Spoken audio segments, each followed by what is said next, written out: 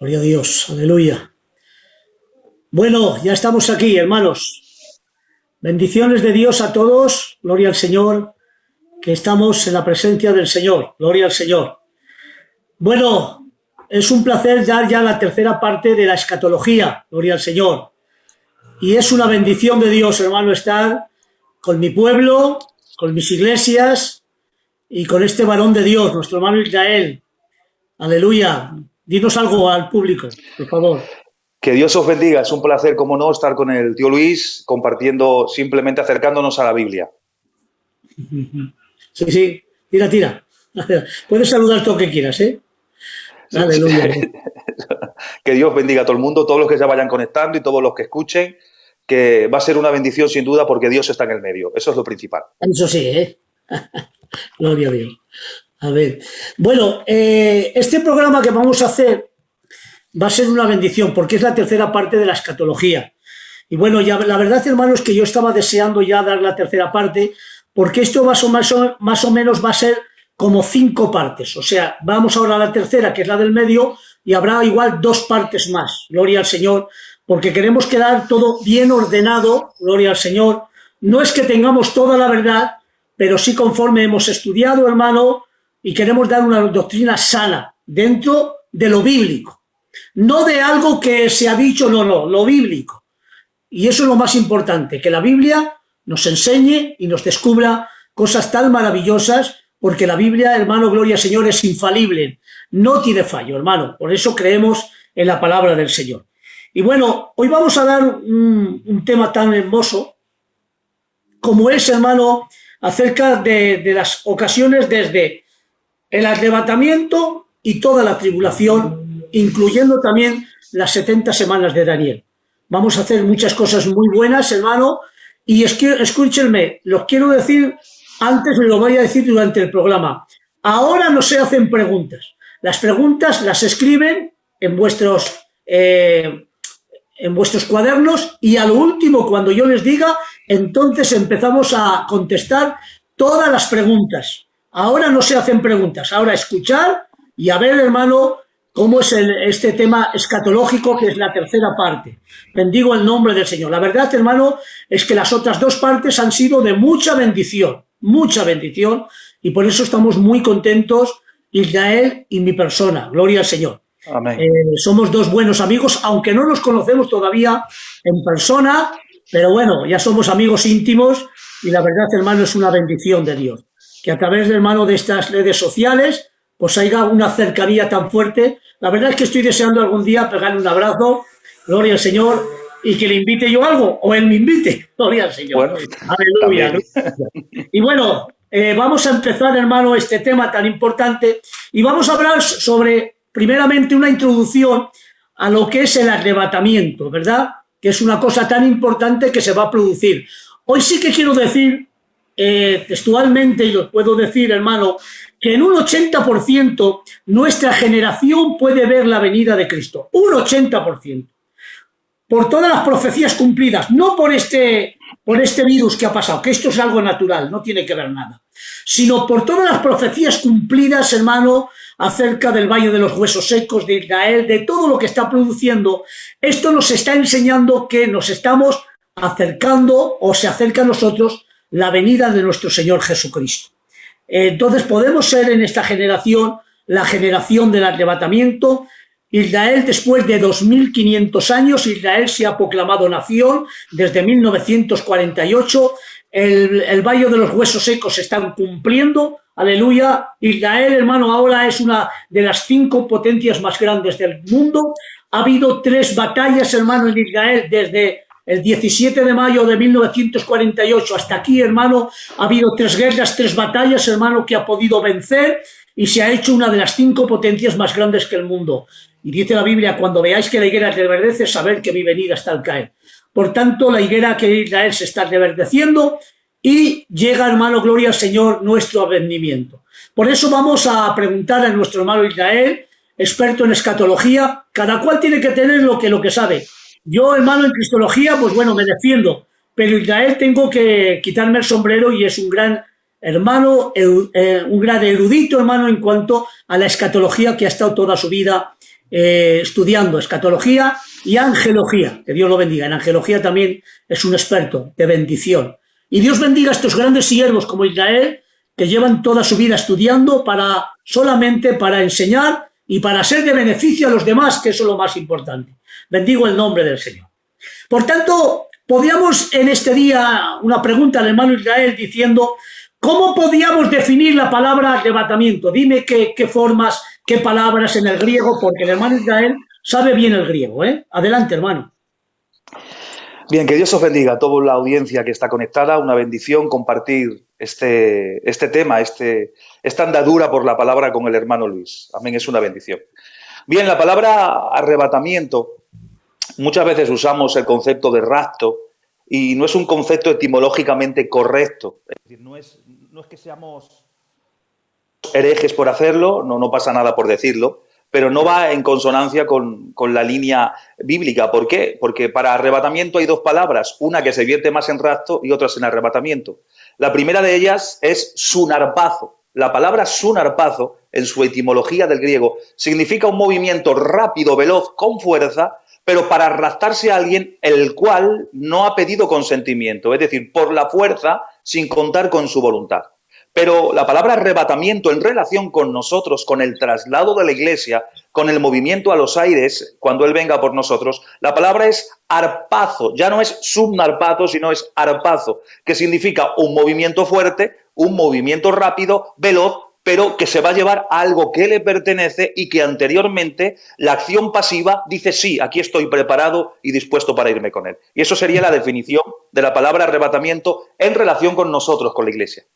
Muy bien, y es lo que nos está diciendo, que el Señor mismo, ¿verdad? Lo dice aquí claramente, que si creemos que Jesús murió y resucitó, así traerá Jesús, Dios en Jesús a los que durmieron en Él, los trae ese arrebatamiento, ¿verdad? Quiero decirlo muy, muy bien, hermano, porque esto es muy hermoso, hermano, gloria al Señor. Dice que los traerá Dios en Jesús a los que durmieron en Él. Eso nos está enseñando la Biblia, aleluya, que el cristiano no muere, duerme, porque la palabra muerte significa un estado de separación. Y es verdad que en cuanto a la carne, pues están dormidos, porque los cristianos he dicho que no mueren, duermen para ser despertados. Dice la Biblia que en aquel día muchos serán despertados, unos para vida eterna, primera resurrección, y otros para vergüenza y confusión perpetua, segunda resurrección. Entonces nos está enseñando, hermano, esto tan maravilloso, que va a ser cercano, que no es algo, un cuento o una fábula, es algo que es real como la vida misma. Bendigo el nombre del Señor.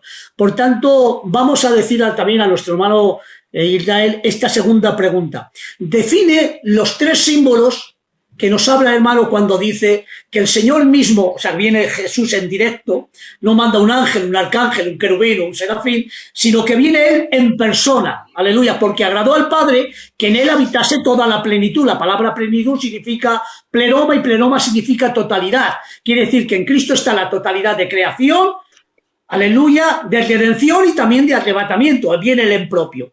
Y ahora nos defines, hermano, qué tres clases, símbolos que dice que con voz de mando, con voz de arcángel y con trompeta de Dios. Defínelos, hermano.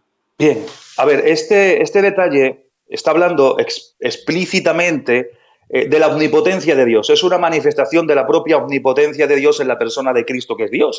Lo entendemos por su esencia. Y en primera de Tesalonicenses 4:16, donde se encuentra este cómputo de palabras o estas frases que tienen mucha connotación a la hora del traslado, dice, porque el Señor mismo con voz de mando, con voz de arcángel y con trompeta de Dios, descenderá de Cristo y los muertos en Cristo resucitarán primero. Pero bien, aquí es muy significativo. ¿Por qué? Porque cuando dice con voz de mando, en el griego bíblico, tú lees este texto y voz de mando no se analiza por partes, es decir, voz no existe, es un compendio total. La palabra voz de mando va incluida en una sola palabra griega. No es diferente, por ejemplo, luego después dice con voz de arcángel, ahí sí se usa la palabra voz, phonei, que viene del griego, y ahí sí se usa. Pero sin en cambio, anteriormente es un cómputo de las tres palabras. Voz de mando solamente traduce una palabra en el griego, que es keleusmati. Y keleusmati viene de una raíz griega que significa un grito de autoridad para mandar una orden. Es un grito de autoridad para mandar una orden. Y es exactamente la misma composición la misma composición gramatical que cuando Cristo le dice a Lázaro, sal fuera. Ese cómputo de palabras es la misma palabra de autoridad donde sale de entre todos los muertos, sale Lázaro con la palabra y la manifestación de su omnipotencia. De la misma palabra que el eusmati, aquí, todo el conjunto de voz de mando, significa un grito de autoridad indicando un proceso a seguir. Es decir, que los que están en Cristo y están durmiendo en ese sentido, entre comillas, son despertados para ser transformados con cuerpos de gloria. Eso sería lo primero, con voz de mando. Luego dice, con voz de arcángel. Aquí también hay otra peculiaridad en el griego. No hay artículo. Es decir, con voz de arcángel, el artículo de no está en el griego. Dice voz arcángel. O sea, que es un indefinido. Es un indefinido. ¿Por qué? Porque está haciendo referencia a la manifestación de Dios como soberano. O sea, no marca a un arcángel, sino que habla de la manifestación del soberano, porque no hay artículo, o sea, no hay un artículo que defina, es un indefinido que es en relación con la omnipotencia de Dios. Y si ustedes se acuerdan, en Josué 5:14 se presenta como el príncipe de los ejércitos de Yahvé, el mismo Cristo, una teofanía de Cristo, y él se presenta. ¿Por qué? Porque es el principal. Y voz de arcángel está hablando que arcángel, que representa príncipe de ángeles, que no hace falta que nadie venga en su representación, que él como el caudillo, como el jefe principal de su ejército, él es el que desciende. Él no envía un mensajero en esta vez para anunciar su venida. Él no envía un mensajero para anunciar su nacimiento. Él mismo es quien viene para llevarse consigo en ese arpazo a la que es su novia, a la que estamos desposados y estamos esperando el bendito traslado de Dios. Amén. Ese sería el otro concepto dentro del texto. Y luego queda trompeta de Dios. Y aquí la trompeta de Dios, Pablo nos enseña en 1 Corintios 15:52, que será tocada la trompeta. Pero no puede ser la última trompeta de Apocalipsis por dos razones. Primero, porque la séptima trompeta de Apocalipsis incluye juicios de Dios en carácter del mundo entero. Y segundo, que es tocada por un ángel. Y aquí es el mismo Dios quien toca la trompeta. Es asociada a Dios Padre y no es asociada a ningún ángel. Por lo tanto, no hay ni comparación ni similitud en las dos trompetas. Amén. O sea, la trompeta en relación con el arrebatamiento, ese ejemplo, es una trompeta de bendición y de victoria. Bendición porque salimos de la esfera del mundo para vivir y ser transformados en la eternidad de Dios Padre. Bien, y eso de bendición y de victoria porque hemos vencido, hemos mantenido la integridad, hemos mantenido la fidelidad y somos recompensados con la promesa de Dios Padre que Él mismo se lo dijo a Dios Padre en un momento determinado de la historia. Y eso sería, en resumen, más o menos los tres conceptos dentro de este texto. Me encanta esa expresión tan bonita. La verdad es que es trompeta de Dios. Y yo me acuerdo que también lo he predicado, que en el Antiguo Testamento había diferentes toques de trompeta, Israel, pero había un toque que le llamaban Santa Convocación. Y era un toque ya definido para ese momento. Se olvidaban de hacer todas las cosas, lo tenían que dejar rápidamente salir de allá y entrar, hermano, a la adoración que le llamaban Santa Convocación. Por tanto, será un toque de trompeta secreto, no es público. Eso es. Lo que has dicho.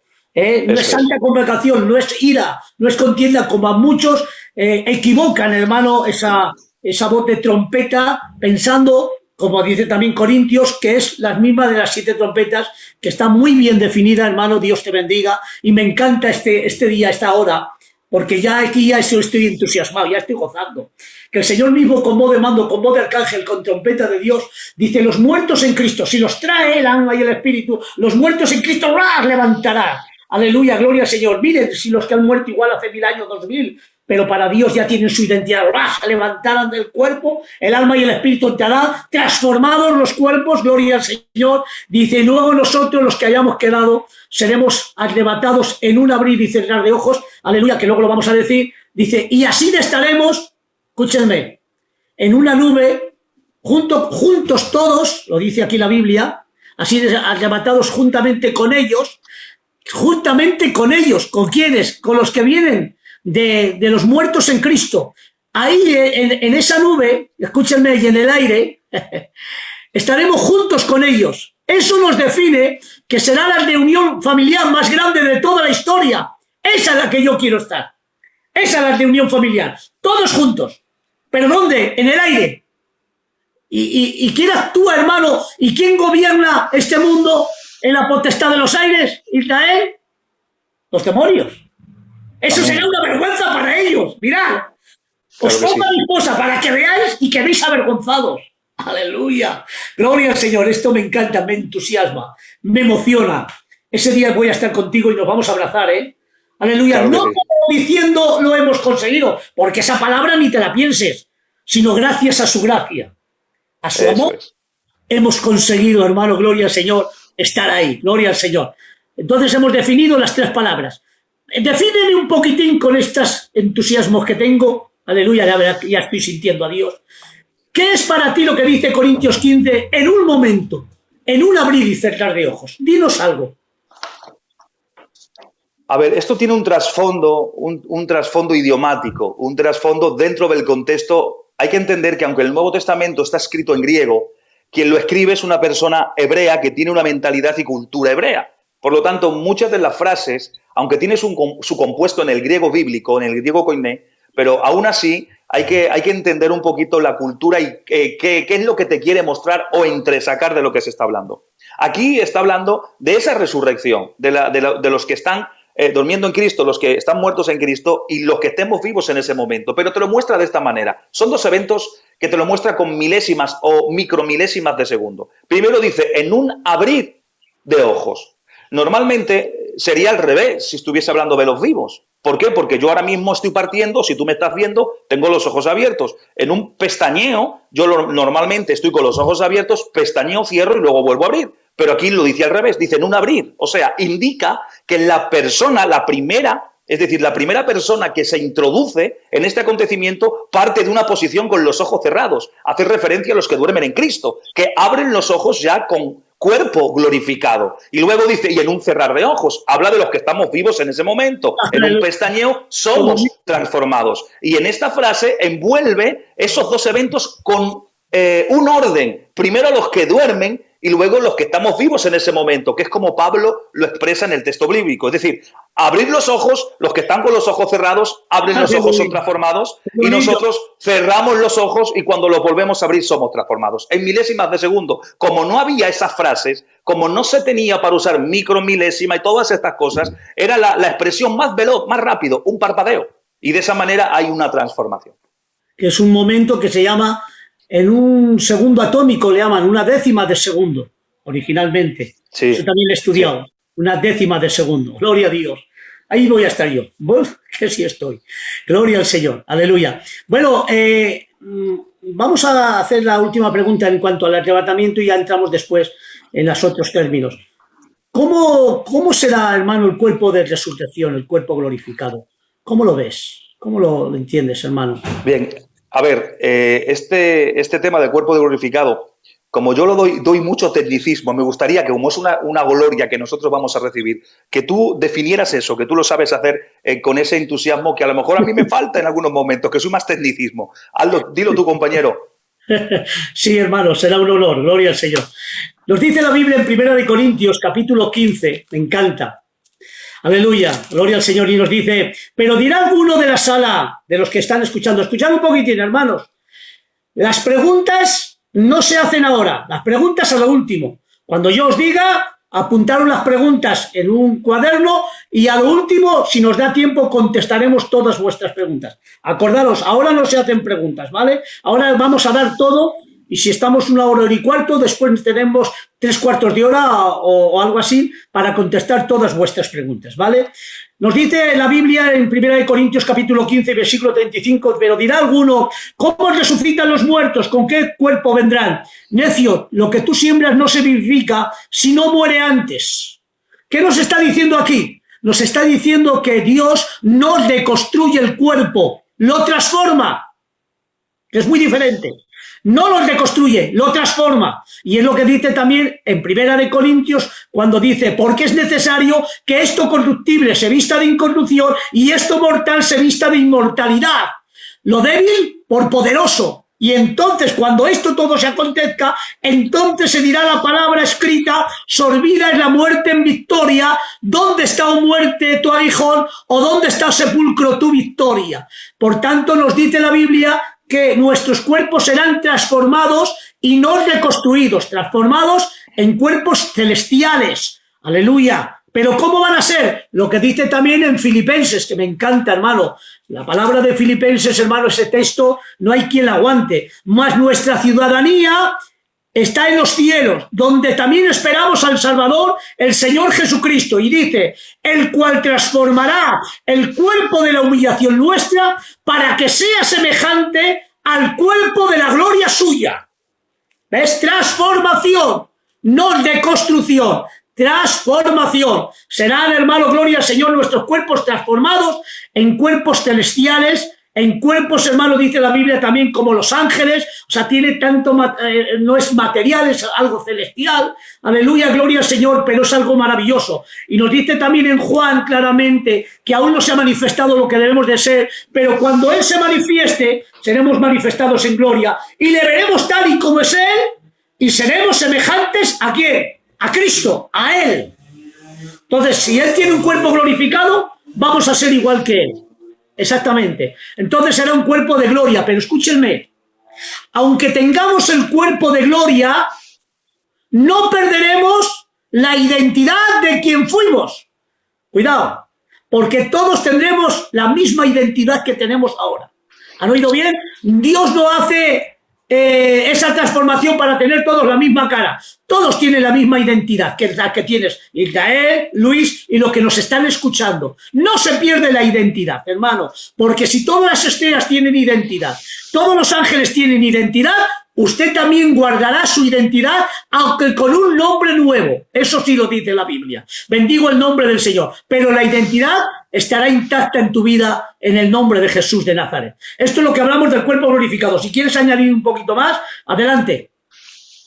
No, es que es esto, lo que estás diciendo tú. Es decir, has marcado los puntos esenciales de lo que el cuerpo resucitado, glorificado, va a tener y algo que llama la atención, que es que no vamos a perder nuestra identidad. No vamos a perder nuestra identidad, nuestra conciencia, vamos a saber quién somos, quién hemos sido y vamos a conocer a nuestros seres queridos en la calidad de lo que eran cuando estábamos en la tierra. Vamos a tener esas relaciones, ese conocimiento. Va a haber un amor en extensión sobre todos, pero va a haber una afinidad en relación con aquellos que tú has compartido, porque te ha unido esa comparticipación en la tierra por medio del amor y por medio de la alianza. Por lo tanto, lo que tú has dicho, una bendición. Yo creo que en cualquier momento viene, en cualquier momento experimentamos esa bendición. Digo este detalle cuando... Esto es un coloquio, hermano. La verdad es que estamos gozando yo y el hermano Israel. Sí. No sé los de fuera, los que me estáis escuchando, pero yo estoy gozando.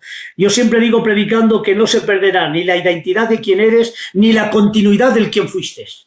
Eso es. No se perderá. La continuidad del que fuiste. Miren, imagínate ahora, porque ahora las que dan a luz, escúcheme, la que dan a luz, pues ahora tienes o la epidural o la cesárea, no tienen dolores. Pero hace 40 años, las gitanicas de hace 40 años, hermano, a puro dolor, ¿qué dices? 8 o 10 horas de dolores. El gitanico le darían 40 desmayos. Porque se veía que su mujer se moría de tantos dolores. Yo me imagino al gitanico, oye, es que se muere mi mujer, que no, está de 4 centímetros, de estar 6, hasta los 10. Y cuando nacía, hermano, después de estar 8 o 10 horas, el gitanico ya canso de tanto desmayarse y levantarse como un machote, aleluya, ven, hermano, a ese niño tan grande y tan bueno, se lo echa en su pecho.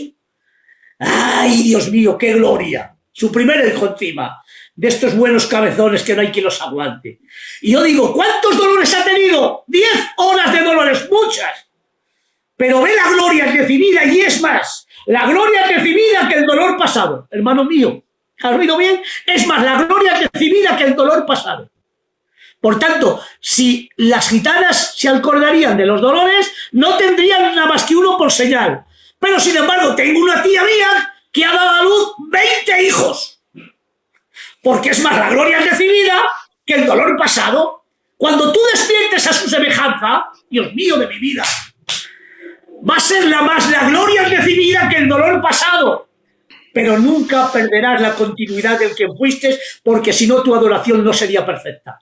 Porque tú nos redimiste, nos compraste. Si no tengo conocimiento, entonces ¿de qué me compraste? Si no lo sabía. Lo que has dicho muy definido y muy bien. Bueno, seguimos, hermano, con las preguntas. Adelante. Venga, a ver, y ya entramos, hermano, ya ha entrado Cristo, ha sido arrebatado, el anticristo se ha manifestado, porque lo que impide al anticristo la manifestación de él es la iglesia, hermano, gloria al Señor, y ahora ya entramos ya en la gran tribulación. Nos tienes que decir cuál es la naturaleza de la tribulación. ¿Qué es eso? ¿Qué es la naturaleza? Bien, a ver, estamos intentando situar a grosso modo los eventos entre Luis y yo charlando, estas tertulias que tenemos en este programa, que es una bendición.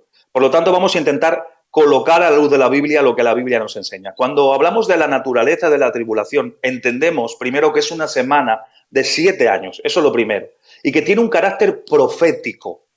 La semana 70, la tribulación, tiene un carácter profético. Y se vierten en esa semana de 7 años, se van a vertir una serie de juicios que eso va a anteceder completamente, es antecedente a la venida literal para inaugurar el reino milenial. Pero esta semana no es una semana que se tiene que estudiar suelta, de ahí mucha confusión teológica y muchas ideas preconcebidas. No se puede estudiar la semana tribulación como la tribulación y ya está. Es una semana escatológica, cierto, pero que su naturaleza tiene que ver con el cómputo profético de 70 semanas, es decir, de 490 años proféticos que están descritos realmente en el libro de Daniel. Luis. Muy bien. Vamos a ver la segunda pregunta. A ver, para comprender mejor qué son y cuándo empieza el cuenteo, porque tenemos que saber el cuenteo de las 70 semanas y dónde está la salida de la orden y todo eso. Enséñanos un poquitín acerca de esto, porque es muy importante. Adelante. Bien, es que entendiendo en sí la tribulación, a qué naturaleza pertenece, de dónde sale la tribulación, que no es nada aparte escatológico, que tiene que ver con juicios, sí, pero que no está suelta, que pertenece a un cómputo, que pertenece a 70 semanas dictaminadas, o sea, que tiene esa misma naturaleza. Por lo tanto, se tiene que estudiar igual que se estudiaron o igual que se reúnen las características para las 69 semanas cumplidas, que luego intentaremos desarrollarlas. Pero el mensaje profético lo encontramos en Daniel capítulo 9, versículo del 24 al 27. Vamos a leerlo. Dice, 70 semanas están determinadas sobre tu pueblo, o sea, Israel, y sobre tu santa ciudad, Jerusalén. O sea, 70 semanas, 490 años proféticos sobre la casa de Israel y su ciudad santa, que es Jerusalén, para terminar la prevaricación y poner fin al pecado y expiar la iniquidad, para traer la justicia perdurable y sellar la visión y la profecía y ungir al santo de los santos. ¿Sabes pues si entienden? Noten bien ahora y presten atención que desde la salida de la orden para restaurar y edificar Jerusalén hasta el Mesías príncipe habrá 7 semanas y 62 semanas.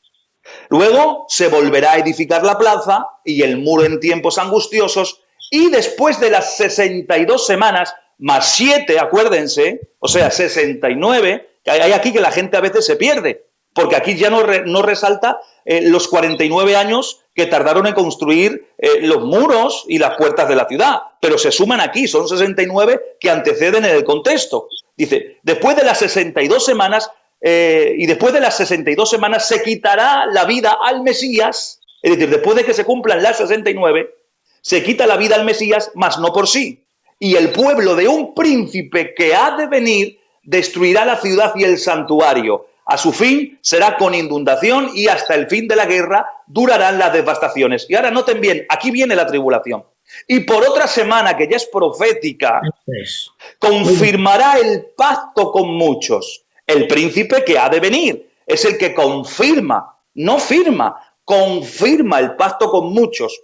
Y a la mitad de la semana, a los 3 años y medio primeros, hará cesar el sacrificio y la ofrenda, y después de la muchedumbre de las abominaciones vendrá el desolador hasta que venga la consumación y lo que está por determinar sobre el desolador. Por lo tanto, el comienzo de las 70 semanas empieza en el versículo 25. Bien, comienza desde la salida de la orden para restaurar y reedificar Jerusalén. Pero hay 4 decretos en la palabra. Ahora hay que entenderlos con los tiempos, y esto es necesario que lo entendamos. El primer decreto, que sale de Ciro, en Esdras capítulo 1, del 1 al 3, que autoriza la salida de los cautivos para edificar el templo. El segundo decreto fue el decreto de Darío, Esdras 6, del 3 al 8, que autoriza a continuar la reconstrucción del templo. Luego, el tercer decreto es el decreto de Artajerjes, que autoriza a Esdras subir con un grupo y continuar la reconstrucción del templo, en el capítulo 7 de Esdras. Y luego, donde vamos a iniciar el conteo, es en el decreto de Artajerjes, que autoriza a Nehemías en el 445 a.C. para la reconstrucción de la ciudad y del muro en Nehemías capítulo 2. Por lo tanto, el decreto de Artajerjes, el último, inicia el periodo de las 70 semanas. Escuchen, de las 70 semanas. En ese periodo se incluye la tribulación, aunque es escatológica, pero está dentro del cómputo de las 70 semanas. Y ahora, ¿dónde terminan las 69 semanas? Lo acabamos de leer, Daniel 9:26 está la afirmación profética. Después de las 62 semanas se quitará la vida al Mesías, pero hay que sumarle las 7 primeras semanas de la reconstrucción de los muros y las puertas. O sea, en total 69 semanas, 483 años proféticos. Pero ahora vamos a hacer un cálculo, porque esto no es solamente decirlo, hay que ir allí con las cifras, hay que ir con el cálculo en el tiempo, con la evidencia bíblica e histórica. Si a 473 años le multiplicamos 365 días, nos dan 173.000. Espera aquí. Mira, a ver. La voz te se ha ido un poco.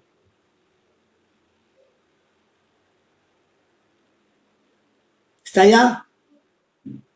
Te has quedado sin... Se ha quedado a un lado. Israel.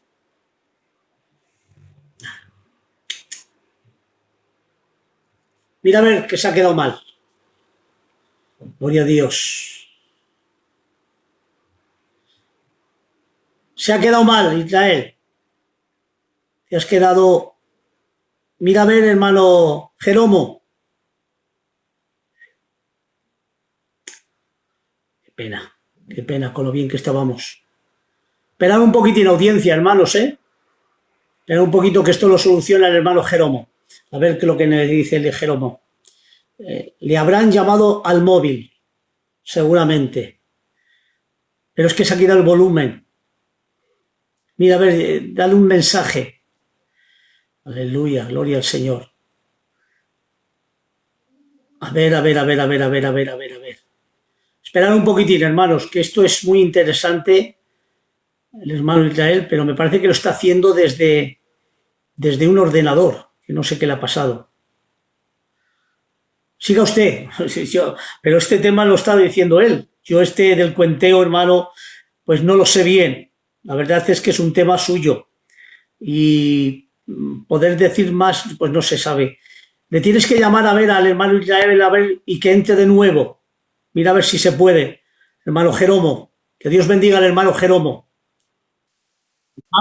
Ahora ya estás. Muy bien. Ahora, a ver, es que he puesto el móvil en modo avión, pero me buscan por WhatsApp o por Facebook y me cortan, me llaman igual. Y eso que he dicho que no me llamaran. A ver, bueno, has dejado tu mano en el cuenteo, ¿vale? Sí, disculparme, audiencia, que es que he intentado, no lo puedo evitar, porque lo hago desde el móvil, no tengo otra forma de hacerlo. Si no, pues lo haría de otro modo. A ver, estaba hablando para dar la evidencia en el tiempo, la evidencia bíblica histórica. Y voy a recapitular, hablaba de que si 476 años los multiplicamos por 365 días, nos dan 173.740 días. ¿Bien? Ahora, si le sumamos los días entre el 14 de marzo y el 6 de abril, que son los días que inicia la reconstrucción, es decir, el decreto de Artajerjes y la entrada triunfal de Jerusalén, hay unos días. El 14 de marzo fue el inicio cuando se dio el decreto de Artajerjes y el 6 de abril es cuando Jesús entró en Jerusalén, es decir, por la puerta triunfal. Por lo tanto, esos días, si le sumamos el cómputo de esos días, dan 24 días.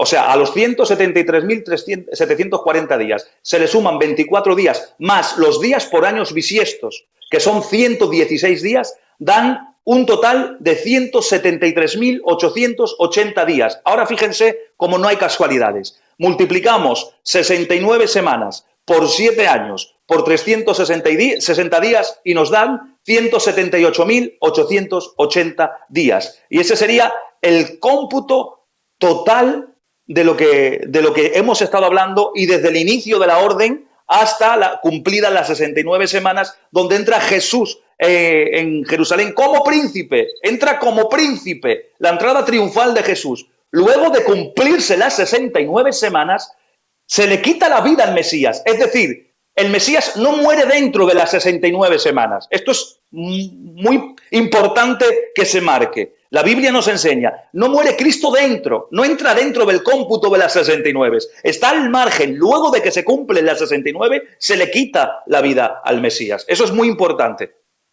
Y luego también habla de la destrucción del general Tito, puede ser también. Sí, claro, en el año 70. En el año 70 fue destruida por el pueblo de un príncipe que ha de venir. Fue el que destruyó, el hijo de Vespasiano, Tito, destruyó completamente Jerusalén y el templo. Por eso. Sí, me han contado esa historia, que Vespasiano y Tito marcharon en contra de Jerusalén, y a Vespasiano lo llamaron para hacerlo emperador, y Tito fue el que hizo toda esa, de la gran mortandad que hubo. En pocas semanas mató a más de 1 millón de personas. Era lo que pasó, hermano, gloria al Señor. Entonces sí, ya está, las 69 sí. Ya hasta ahí. Ahora seguimos, si quieres, desarrollamos, o si tú preguntas, desarrollamos la historia de las 69 semanas cumplidas. Exactamente. ¿Cuál es el desarrollo histórico de las 69 semanas cumplidas? Claro. Porque esto tenemos que entenderlo para poder luego entender tiempos futuros. Porque en las diferentes clases que tengamos, estas charlas que tengamos, y que hablemos y desarrollemos la persona del anticristo y del falso profeta, tenemos que ver primero los imperios para ver de dónde después va a salir y cercar un poquito el cerco. Si empezamos a desarrollar lo que es las 69 semanas que han sido cumplidas, en la Biblia, en el libro de Daniel, nos muestra 2 figuras proféticas, y de ahí podemos partir con simbolismo. La primera figura profética es la imagen que vio Nabucodonosor en sueños. Ustedes se acuerdan, en el capítulo 2 de Daniel, la estatua. Esa estatua representa todos los imperios y un tiempo histórico. Pero también otra figura profética que va a la par son las bestias que vio Daniel en sueños en el capítulo 7. Es decir, Nabucodonosor, viendo la imagen, recibe lo esplendoroso de esos imperios, la belleza de los imperios. Sin en cambio, a Daniel se le reveló lo mismo, pero no se le reveló lo esplendoroso de los imperios, sino la ferocidad. Por eso él vio bestias en vez de imperios, en vez de metales preciosos. Es lo mismo, pero uno ve lo bueno, lo esplendoroso, y Daniel descubre la ferocidad dentro de esos imperios. Por lo tanto, a la hora de entenderlos, hay que juntarlos para poder dar una aplicación, un suceso un poquito más creíble dentro de la profecía. Y hay una sucesión de reinos en el plano de la historia de la humanidad. Vamos a analizar las 2 cosas juntas. El primer gran imperio que aparece es el imperio babilónico. El imperio babilónico, que va representado en la imagen por la cabeza de oro. El Daniel mismo, capítulo 2, versículo 38, dice: y donde quiera que habitan hijos de hombres, bestias del campo y aves del cielo, él las ha entregado en tu mano y te ha dado dominio. Y le dice: sobre todo tú eres aquella cabeza de oro. Por lo tanto, desde aquí, gracias a este texto, que el Señor lo deja perfectamente milimétrico, colocado en la Biblia, podemos partir y entender todos los demás imperios. Si no tuviéramos este texto, podríamos confundirnos en diferentes imperios en el contexto histórico. Pero gracias a este verso marcamos como cabeza de oro a Babilonia, y de ahí los sucesos y la sucesión de reinos que fueron predominando por encima de Babilonia. En la figura de las bestias es representada como el león con alas de águila, en el versículo 4 de Daniel 7. Y el rey más destacado que podríamos hablar, entendemos que es el rey Nabucodonosor. Fue el rey más destacado. Luego a cuando se derrocó este imperio, le sucedió otro. Fue el imperio medo-persa. Hay una alianza de los medos con los persas. Está representado en el pecho y los brazos de plata, de Daniel 2:39. Y también en los animales, en las bestias, está representado como un oso con un costado alzado y 3 costillas en su boca.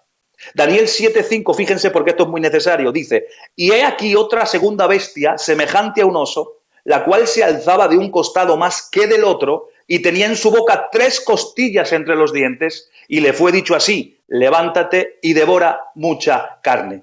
Bien, aquí hay unos simbolismos que sí son históricos y los podemos incluir dentro del tema escatológico. Cuando habla del oso que tiene un costado alzado más que otro, simboliza que dentro de los 2 imperios, el imperio que predominaba era el persa sobre el de los medos. Eso era porque estaba alzado, representaba eso. Y las 3 costillas que tiene sobre los dientes hacen referencia a esa conquista que tuvo dentro de su imperio cuando conquistó a Susa, cuando conquistó a Lidia y cuando conquistó a Asia Menor. Es decir, en esa conquista son esas 3 costillas, porque es por el plano histórico que podemos aplicarlo. Y el rey más destacado fue Darío en ese momento. A este cayó este imperio y se levantó otro. Fue el imperio greco-macedónico. Está representado en la estatua como los muslos de bronce, Daniel 2:39. Y en los animales está representado el leopardo de 4 alas y 4 cabezas, de Daniel 7:6. Las 4 alas del leopardo simbolizan la rapidez de acción, es decir, que fue uno de los imperios que conquistó a mayor rapidez de todo lo conocido. La rapidez de ejecución y de terreno que iban conquistando. Va representado en las 4 alas de la acción de rapidez. Y las 4 cabezas se representa, o por lo menos la historia que podemos asumirlo escatológicamente hablando, simbolizan las divisiones del imperio en 4 partes cuando Alejandro Magno murió. No dejó descendientes, sino que fue dividido entre sus generales. Uno cogió Siria, otro Egipto, otro Macedonia y otro Asia Menor. Se repartió en 4. Y el rey más destacado, como he dicho, fue Alejandro Magno. Luego este imperio terminó y surgió otro, el último, el Imperio Romano, que está representado en las piernas de hierro, Daniel 2:40, y en esa bestia espantosa y terrible. O sea, esta es la sucesión de la historia y del cumplimiento de las 69 semanas. ¿Por qué? Porque Cristo fue su entrada triunfal, pero fue bajo este último imperio, el Imperio Romano. Es cuando se cumplió la semana 69. Muy bien. Amén. A ver, ¿cómo se inicia ahora la semana 70, conocida como la tribulación? Explícanos un poco de eso.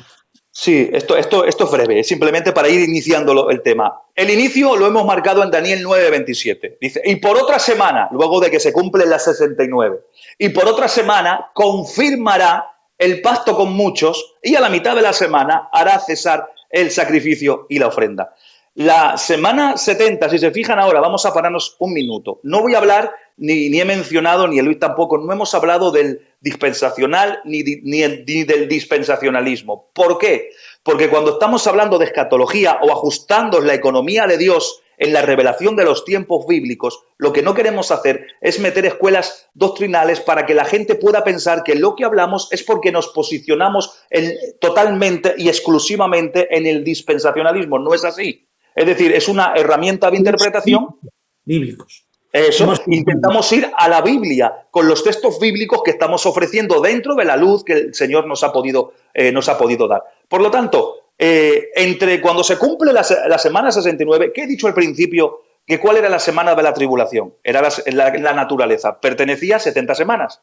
¿Y qué dice Daniel 9:24? Que estaban dictaminadas proféticamente sobre Israel y sobre su ciudad. Por lo tanto, tiene un carácter que se vuelca sobre Israel para la preparación del reino milenial. Ahora escuchen, en la semana 69 ha concluido. Hasta la semana 70, que es la tribulación, no vuelve el reloj profético de Dios para con Israel, que no es Israel, que son las 70 semanas. El reloj profético de Dios para con Israel empieza a hacer tic-tac en la semana 70, en la tribulación. Pero desde la 69 a la 70, que no sabemos hasta que la iglesia sea arrebatada, hay un lapsus, hay un paréntesis que está la iglesia. ¿Por qué? Porque Dios ha dejado de tratar exclusivamente con el pueblo de Israel como estaba tratando hasta la semana 69 y ha empezado a tratar con la iglesia en el ámbito espiritual. Ha preparado un reino espiritual donde nosotros lo hemos recibido y en el momento de recibirlo dice la palabra que hemos sido sacados del reino de las tinieblas y hemos sido colocados en el reino de la luz, de su Hijo de Cristo. Tenemos un reino con una bendición y un rey que reina en nosotros. Todo eso en este paréntesis. La administración y el trato que Dios tiene en este presente lo tiene con la iglesia.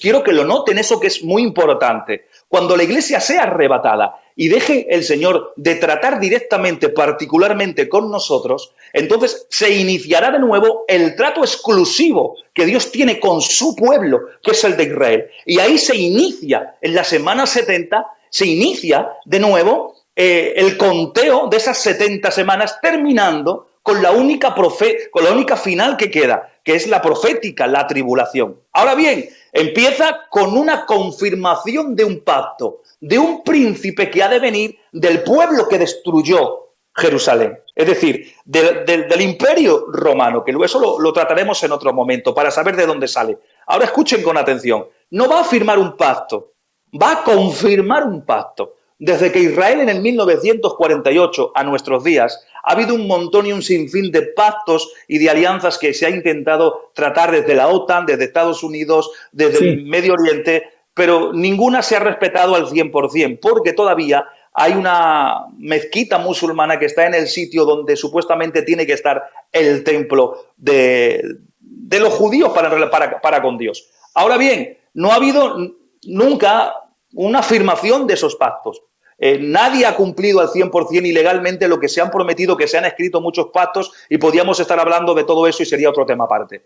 Pero este hombre, este ser, por no decir hombre, este ser que será el anticristo, cuando entre en acción, va a confirmar todos los tratados de paz que ha habido hasta ese momento. El anticristo con su falso profeta confirmará, y lo que nunca ha tenido Israel en ese tiempo y hasta esa fecha va a tener libertad de adoración, se restaurará de nuevo el sacrificio, tendrá defensa militar, tendrá defensa política, nadie violará sus defensas, cualquiera que invada el territorio de Israel invadirá de alguna manera el territorio de quien ha prestado su alianza, que es el grupo del occidente, que es el reino del anticristo, porque dentro de la tribulación habrá diferentes grupos políticos militares, y uno de ellos es el gobierno del occidente, que es el reino del anticristo, y entrará en conflicto y en ayuda, y todo ese pacto, todo ese compromiso, toda esa fidelidad de ese pacto se romperá a la mitad de la semana por cuestiones políticas y militares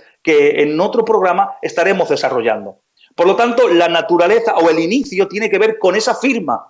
Y para que esa firma se lleve a cabo, para que el anticristo entre en acción firmando ese tratado de paz, la iglesia no tiene que estar acá. ¿Por qué? Porque la iglesia es el trato en este paréntesis desde las 69 semanas hasta la semana número 70, es el trato especial que Dios tiene con nosotros. Y cuando la iglesia asciende a la presencia de Dios Padre, entonces empieza de nuevo el trato y los juicios en relación con la casa de Israel.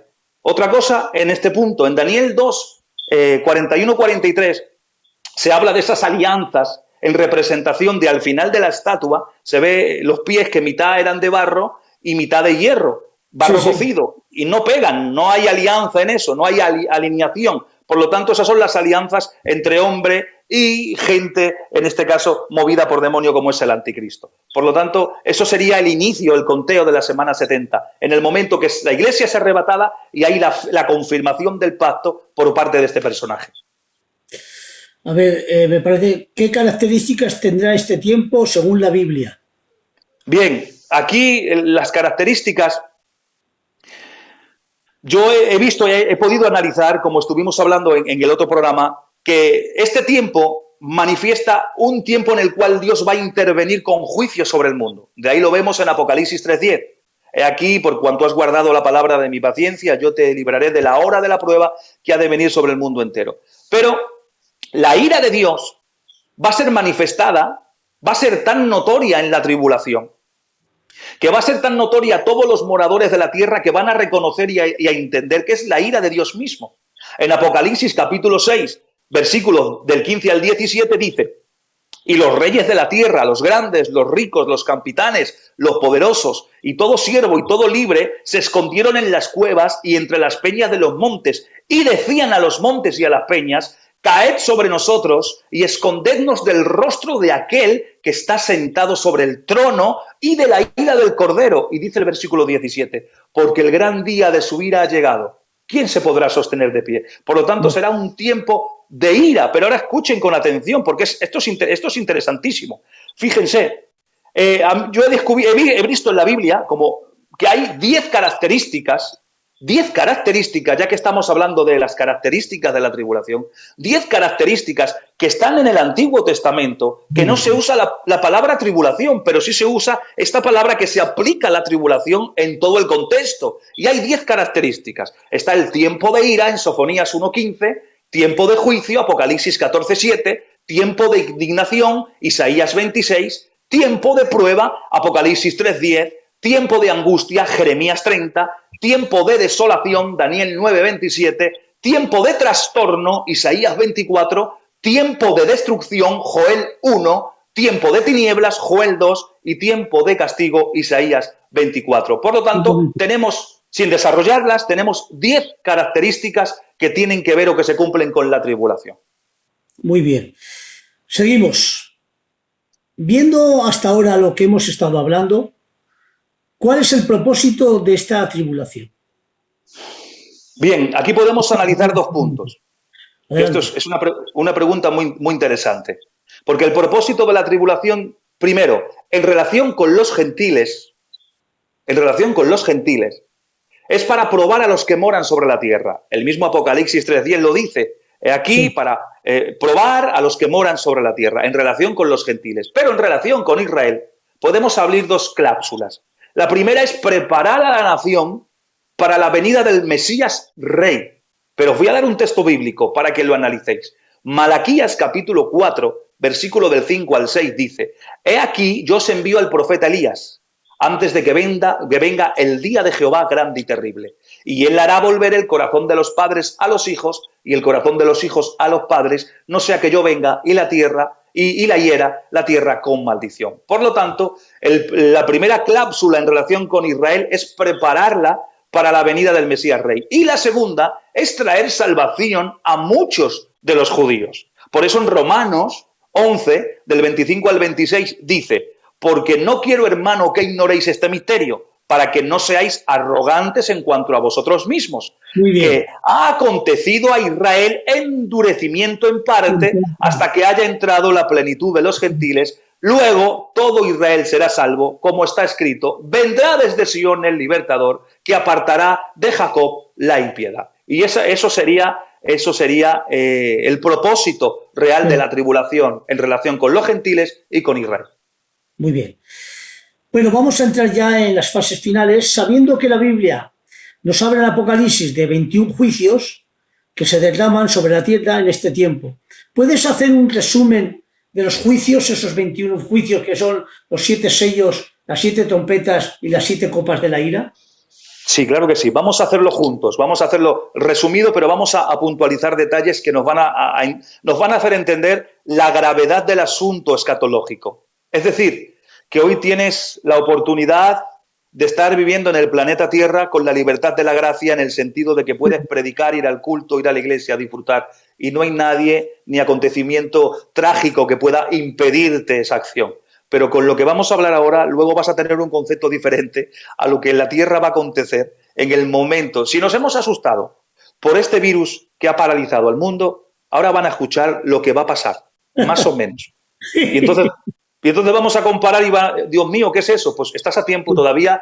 Si no vives tu vida cristiana como debieras, si vas al culto por compromiso porque es algo impuesto y familiar, es el momento de que tengas un compromiso con Dios. Es el momento de que realmente te encuentres con Dios, porque el fin de todo esto que estamos hablando es que tú tengas un encuentro personal con Dios y seas salvo. Muy bien, ¿Amén?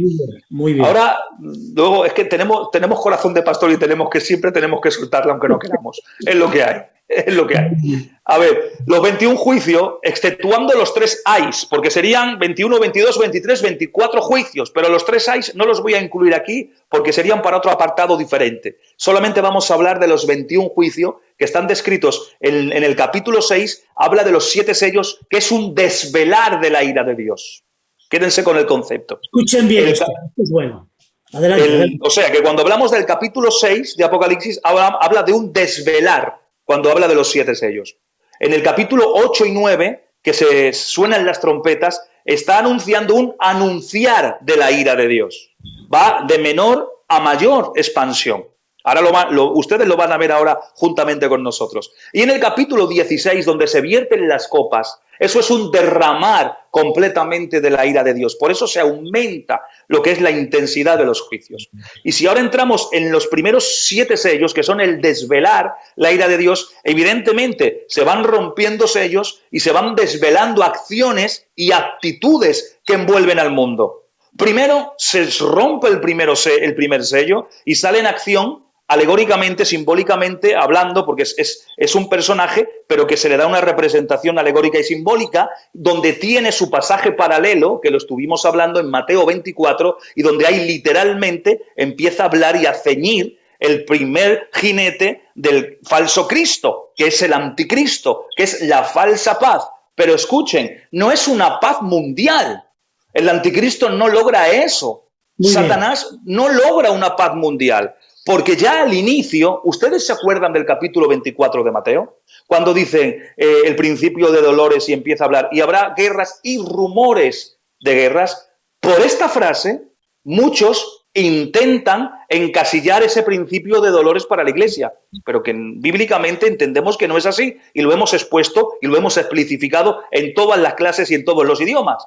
Por lo tanto, cuando dice, y habrá guerra y rumores de guerra, evidentemente, cuando Satanás, el anticristo, entra y confirma el pacto con el gobierno del Occidente, en ese mismo instante, en esos primeros 3 años y medio, no hay acuerdo total ni político, porque estará el reino del norte y el reino del sur que formarán una alianza para derrocar el poder del anticristo. En el inicio, por eso hay rumores de guerra. ¿Por qué? Porque no están de acuerdo con ese convenio en el Medio Oriente donde el reino del anticristo, donde el grupo del occidente entra en acción. Es una estrategia evidentemente satánica, pero es un conflicto del ego de la humanidad. Se despierta el deseo pernicioso y de pecado en el corazón. Por lo tanto, ya al inicio de la semana 70, ya hay rumores de guerra y durante 3 años y medio primeros hay conflicto contra el reino del norte y contra el reino del sur. ¡Ojo! Por lo tanto, cuando el anticristo, el jinete del caballo blanco de Apocalipsis 6, sale en acción, está hablando que entra con un arco pero sin flechas, entra por diplomacia, con la confirmación del pacto y la aceptación del pueblo judío y de otras potencias que se unen a su coalición. Pero habrá potencias mundiales en ese momento que no estarán de acuerdo y le harán confrontación. Luego, el segundo jinete que es desvelado es el caballo rojo o bermejo, más correcto, que es un color un poquito más en profundidad. Y él representa o está hablando del simbolismo de la guerra. ¿Qué guerra? La que sigue a la falsa paz. El anticristo entra con un convenio de paz que sí le da la paz a los judíos, pero que mitad del mundo no reacciona ni recibe. Por lo tanto, hay conflicto, viene la guerra, que es el jinete rojo. Todo en este tiempo. Luego se abre el jinete que es el caballo negro. El caballo negro representa o simbólicamente habla del hambre. ¿Por qué? Porque la guerra que ha seguido a la falsa paz va a diezmar la sociedad y de alguna manera luego después de una guerra siempre ha venido hambre por cuestiones de guerra. Ahora bien, ¿dónde se ejemplifica esto? Donde dice que 1 kilo de trigo será por 1 denario. 1 denario era el trabajo o lo que se pagaba en un día de trabajo. O sea, trabajará 1 día para tener solamente 1 kilo y hacerse 2 guacitas de pan. Fíjense el hambre que va a haber ya al inicio de la tribulación. Estamos hablando en el compendio de los primeros 3 años y medio. Luego, como en toda guerra, y que nosotros hemos visto por documentales, gracias a Dios no las hemos vivido en nuestras carnes, luego de una guerra, luego que acontece el hambre y por causa del hambre, luego viene el tercer jinete, que es el jinete amarillo, y viene muerte, evidentemente. Pero ahora, aquí, solamente aquí, fíjense ustedes, aquí 1/4 parte de la humanidad muere a consecuencia de todo esto. Y estamos ya en el inicio solamente. 1/4 parte de la humanidad, señores. Y aquí nos dice, en el cuarto jinete, nos hablan de 4 formas que la gente va a morir en ese momento. Primero dice, con espadas, habla de guerras. Sí. Evidentemente allí no van a hablar de metralletas ni de cañones, hablan de lo que tenían, que eran las espadas y las lanzas. Por lo tanto, morirá gente con espada por las guerras, morirá gente con hambre por falta de alimento, con mortandad por pestes, y también añade algo, y con fieras. porque como no tendrán para comer por la situación de la guerra, descenderán las fieras y se comerán a la gente. O sea, por 4 formas, ya en el inicio, la gente muere. La consecuencia de estos primeros 4 sellos, la 4ª parte de la tierra muere, de la humanidad muere. Es terrible, Luis. Se abre el 5.º sello, se ven las almas de los decapitados por guardar y mantener la palabra. O sea, eso lo vamos a dejar ahí, porque entendemos a lo que estamos hablando. El 6.º sello, cuando se abre, se desvela el 6.º sello, hay unas catástrofes y unos terremotos increíbles que mueven los continentes de su lugar. Siendo así que la misma gente dice que vengan las peñas y los montes, que caigan sobre nosotros, porque esto es increíble, es el día de la ira. Entienden y reconocen que es Dios mismo quien está enviando, porque esto no es naturalmente natural, sino que es algo que proviene de la ira misma de Dios. Luego del 6.º sello se abre el 7.º sello, que da por continuación al anunciar de la ira de Dios por medio de las trompetas. Pero hay un inciso ahí que de media hora, ¿verdad? Ahí está. Un inciso. Eso. Es que el 7.º sello es media hora de silencio. Pero ahora fíjate esta. No es media hora de silencio, de tranquilidad y de paz. No. Es media hora de silencio. Silencio, la palabra que traduce aquí silencio en el griego bíblico, habla de un silencio de tensión. De tensión, de un silencio de que, ¿qué va a pasar ahora? O sea, esto no es suficiente, aún viene más. Claro, viene el anunciar de la ira de Dios. Vienen las trompetas. O sea, imagínense. Años y medio. Eso es. En el cómputo del medio, que luego ya el derramar total de las copas es los últimos, prácticamente la etapa final de los 3 años y medio finales. Pero fíjense ahora en el capítulo 9 y 8 de Apocalipsis. Las 7 trompetas, el anunciar. Lo que el silencio de tensión de media hora estaba anunciando que venía todavía lo peor. Esa es la expresión del griego. Y ahora empieza a explicarse. Suena la primera trompeta, se anuncia el primer juicio. Dice la Biblia que un tercio. Ahora vamos a hacer incisos, muy breves, pero incisos. 1/3 de la hierba y los árboles son quemados. Ahora, ahora fíjense ahora. Si en las grandes ciudades hoy en día le cuesta mucha gente por la contaminación y por el cúmulo, y más en las guerras, imagínense cuando hay esa catástrofe, esa polvoreda que se levanta en las nubes, que eclipsa el sol, o sea, esa forma tan angustiosa de respirar. Estando hoy el planeta verde completamente entero, ¿qué será en este momento cuando 1/3 de la hierba y de los árboles que producen oxígeno puro son quemados? Dios mío, mi vida. Habrá gente, Luis, que morirá por falta de oxígeno. Todos aquellos que tengan problemas asmáticos, que estén enchufados a máquinas, que tengan problemas de respiración, cuando haya 1/3 menos en la humanidad para poder respirar oxígeno puro, se morirán. Solamente fijaros con la primera trompeta. Amor a Jesús. Ahora sale la segunda trompeta, se anuncia la segunda trompeta y 1/3, la tercera parte de los seres vivos del mar se mueren. Si había hambre y escasez, al restarle al mar y quitarle una parte, habrá todavía mayor. ¿Por qué? ¿A qué se refiere cuando habla del mar? Habla de las islas que viven a cuestión del mar, que quizás no sufren el impacto de la guerra directa dentro de los continentes, pero que viven del alimento marítimo. Pero hasta ellos le afectará porque 1/3 de los seres vivos que viven en el mar mueren. O sea, repercuye sobre toda la humanidad, se extiende. De los sellos pasan las trompetas y se extiende. Ahora fíjense, todavía más complicado, porque suena la tercera trompeta y dice que 1/3 parte, 1/3 de las aguas dulces se vuelven amargas. ¡Ay, Dios mío! O sea, yo no sé cuántos ríos hay en el mundo y cuántos riachuelos que producen fuentes, yo no lo sé, pero imagínense que 1/3 de todo eso se seca, se vuelve amargo. Ahora imagínense, hay un códice, o mejor dicho, hay un compendio. El compendio o el glóbulo, el sistema monetario es el 666, que es el sistema monetario del anticristo, el gobierno del anticristo en lo económico para poder comprar y vender. Bien, cuando empiece el agua a escasear, ya en este inicio, habrá empresas que se dediquen al trabajo de agua embotellada. Esas empresas que trabajen con agua embotellada, prácticamente el 90% estarán bajo el régimen del anticristo. Por lo tanto, si tú y yo, Luis, imagínate que nos hemos quedado por casualidad. ¡Quieto, no! Vale, me he quedado yo con 4 o 5 más.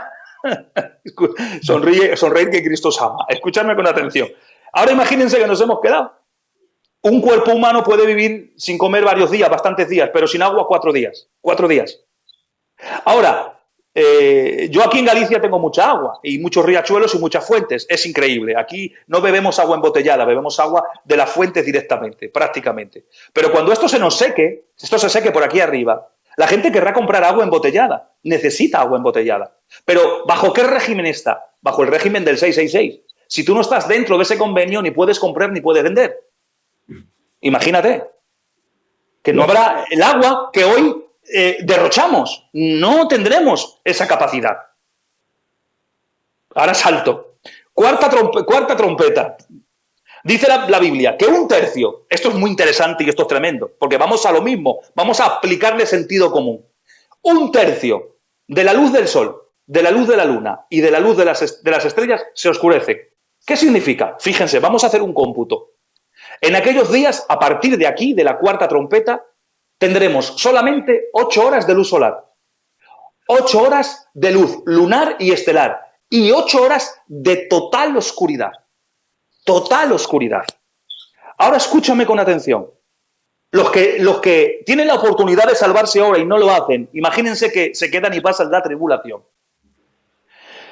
No tendrás la capacidad de la vivienda que hoy tienes. ¿Por qué? Porque todos los regímenes de alquileres y de compra estarán en el convenio del 666, que es el sistema monetario del anticristo. No habrá viviendas. No habrá viviendas. No tendrás derecho a alquiler. ¿Por qué? Porque no entras en el convenio del 666, del sistema monetario del anticristo. Ahora, tú tendrás que vivir, no sé cómo, yo me lo imagino. Imagínate que vives por ahí, como puedes, o en alguna casa destruida que te metes de noche, yo qué sé, no lo sé. Imagínate, sitúate. Y ahora, que cuando vengan las 8 horas de total oscuridad y que no veas tan siquiera las manos que tienes delante, eso al que tiene claustrofobia, palabra de honor, que van a ser las peores 8 horas más angustiosas de su vida. En el día, esas 8 horas estarán psicológicamente aquí, para los que tienen problema de oscuridad total.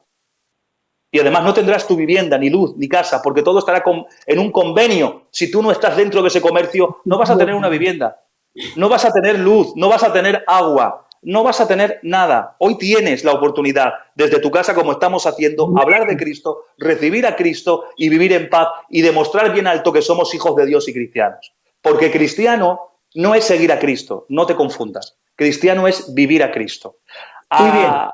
A Cristo se le puede seguir de 3 maneras diferentes. Se le puede seguir desde lejos, se le puede seguir desde cerca o se le puede seguir en compañía de. El de lejos puede negarlo en cualquier momento como Pedro. Los de cerca solamente van por su interés. La multitud que le seguía porque saciaba sus estómagos. Y los que estaban en compañía de, es verdad que pueden recibir la revelación como Juan a los pies de la cruz, en compañía de Cristo, pero no experimentó los clavos. El único que supo la definición de cristiano fue Pablo. Pablo no seguía a Cristo, Pablo vivía a Cristo. Por eso dice, ya no vivo yo, sino que vive Cristo en mí. Y con Cristo estoy juntamente crucificado. Muy bien. Por lo tanto, vivir a Cristo, eso es ser cristiano. Hoy tienes la oportunidad. ¿Vale? Quinta trompeta. Se abre el pozo del abismo. Salen unos especímenes que son terribles, que no vamos a definir aquí. En otra clase definiremos simbólicamente porque nos llevaría mucho tiempo. Salen unos demonios del pozo del abismo, amén, que el tormento que produce su picadura son de 5 meses. Un dolor que dura 5 meses. Aún así, ellos se morderán las lenguas y todavía seguirán blasfemando a Dios. Fíjense la dureza del corazón de los que están, o los moradores que siguen a la bestia y que son sellados por la bestia. Sexta trompeta, fíjense ahora porque esto es crucial en la etapa de estos 7 años. La sexta trompeta, mueren por todas estas causas, son desatados 4 demonios del río Éufrates. Y muere 1/3 de la humanidad. 1/3. Luis, ¿cuánta humanidad hay hoy en día? ¿Cuántos millones de personas hay? 7.500 millones. Bueno, pues después de la sexta trompeta queda la mitad de esos 7.500 millones. La mitad de la humanidad. O sea, la mitad. Pues 3.700. Eso es lo que queda. Séptima trompeta, voces en el cielo, y estas voces en el cielo me llama la atención que en el griego bíblico no habla de voces de cantos y de alegrías como en otros momentos y en otros pasajes, no, voces de alteración, voces de es que ahora viene lo peor, es que ahora viene la derramación de las copas, es que cuidado ahora, que es que ahora lo que va a hacer es que esto nunca se ha visto en la faz de la tierra, pero por eso dice que no ha habido tribulación como ella ni la habrá. ¿Por qué? Porque es el final consecutivo. ¿El qué? Entra el capítulo 17 de Apocalipsis, se derraman las copas. Escuchen con atención. La primera copa que se derrama produce úlceras sobre los hombres que son marcados, sobre los que son marcados y seguidores del anticristo. Ahora fíjense, porque esto aquí ya viene lo más fuerte, aquí viene el remate final. La segunda copa es derramada y todo el mar ya no es un tercio. Todo el mar se convierte en sangre. No hay vida animal en el mar. Muere todo el mar. Ya no hay ni alimentación ni productividad. ¿Por qué? ¿Por qué digo esto? Porque he dicho antes que un tercio del agua potable se perdía, ¿no? Pero del mar no había tocado nadie nada. Ahora aquí habla directamente del mar, del agua del mar. ¿Por qué? Porque hay fábricas que cogen el agua salada y quitan el salitre y convierten en agua potable para poder beber. Hay máquinas que lo hacen. Bien, ahora ni esas empresas tendrán la capacidad de hacer esto. ¿Por qué? Porque el agua muere. Tampoco es las nubes que hacen la transformación, tampoco porque es sangre. Claro. Es que no se puede, es imposible. Bien, esa es la segunda copa. Pero es que, ahora fíjense, por si hay alguno por allí que quiere buscarse las vueltas, la tercera copa es derramada y aquí ahora todas las aguas dulces se convierten también en sangre. Todas. Ya no hay agua. La única reserva de agua hasta este momento es la que esté embotellada y la tenga las grandes empresas que trabajen con el anticristo. No hay posibilidad de agua. Imagínense, esto ya es la recta final.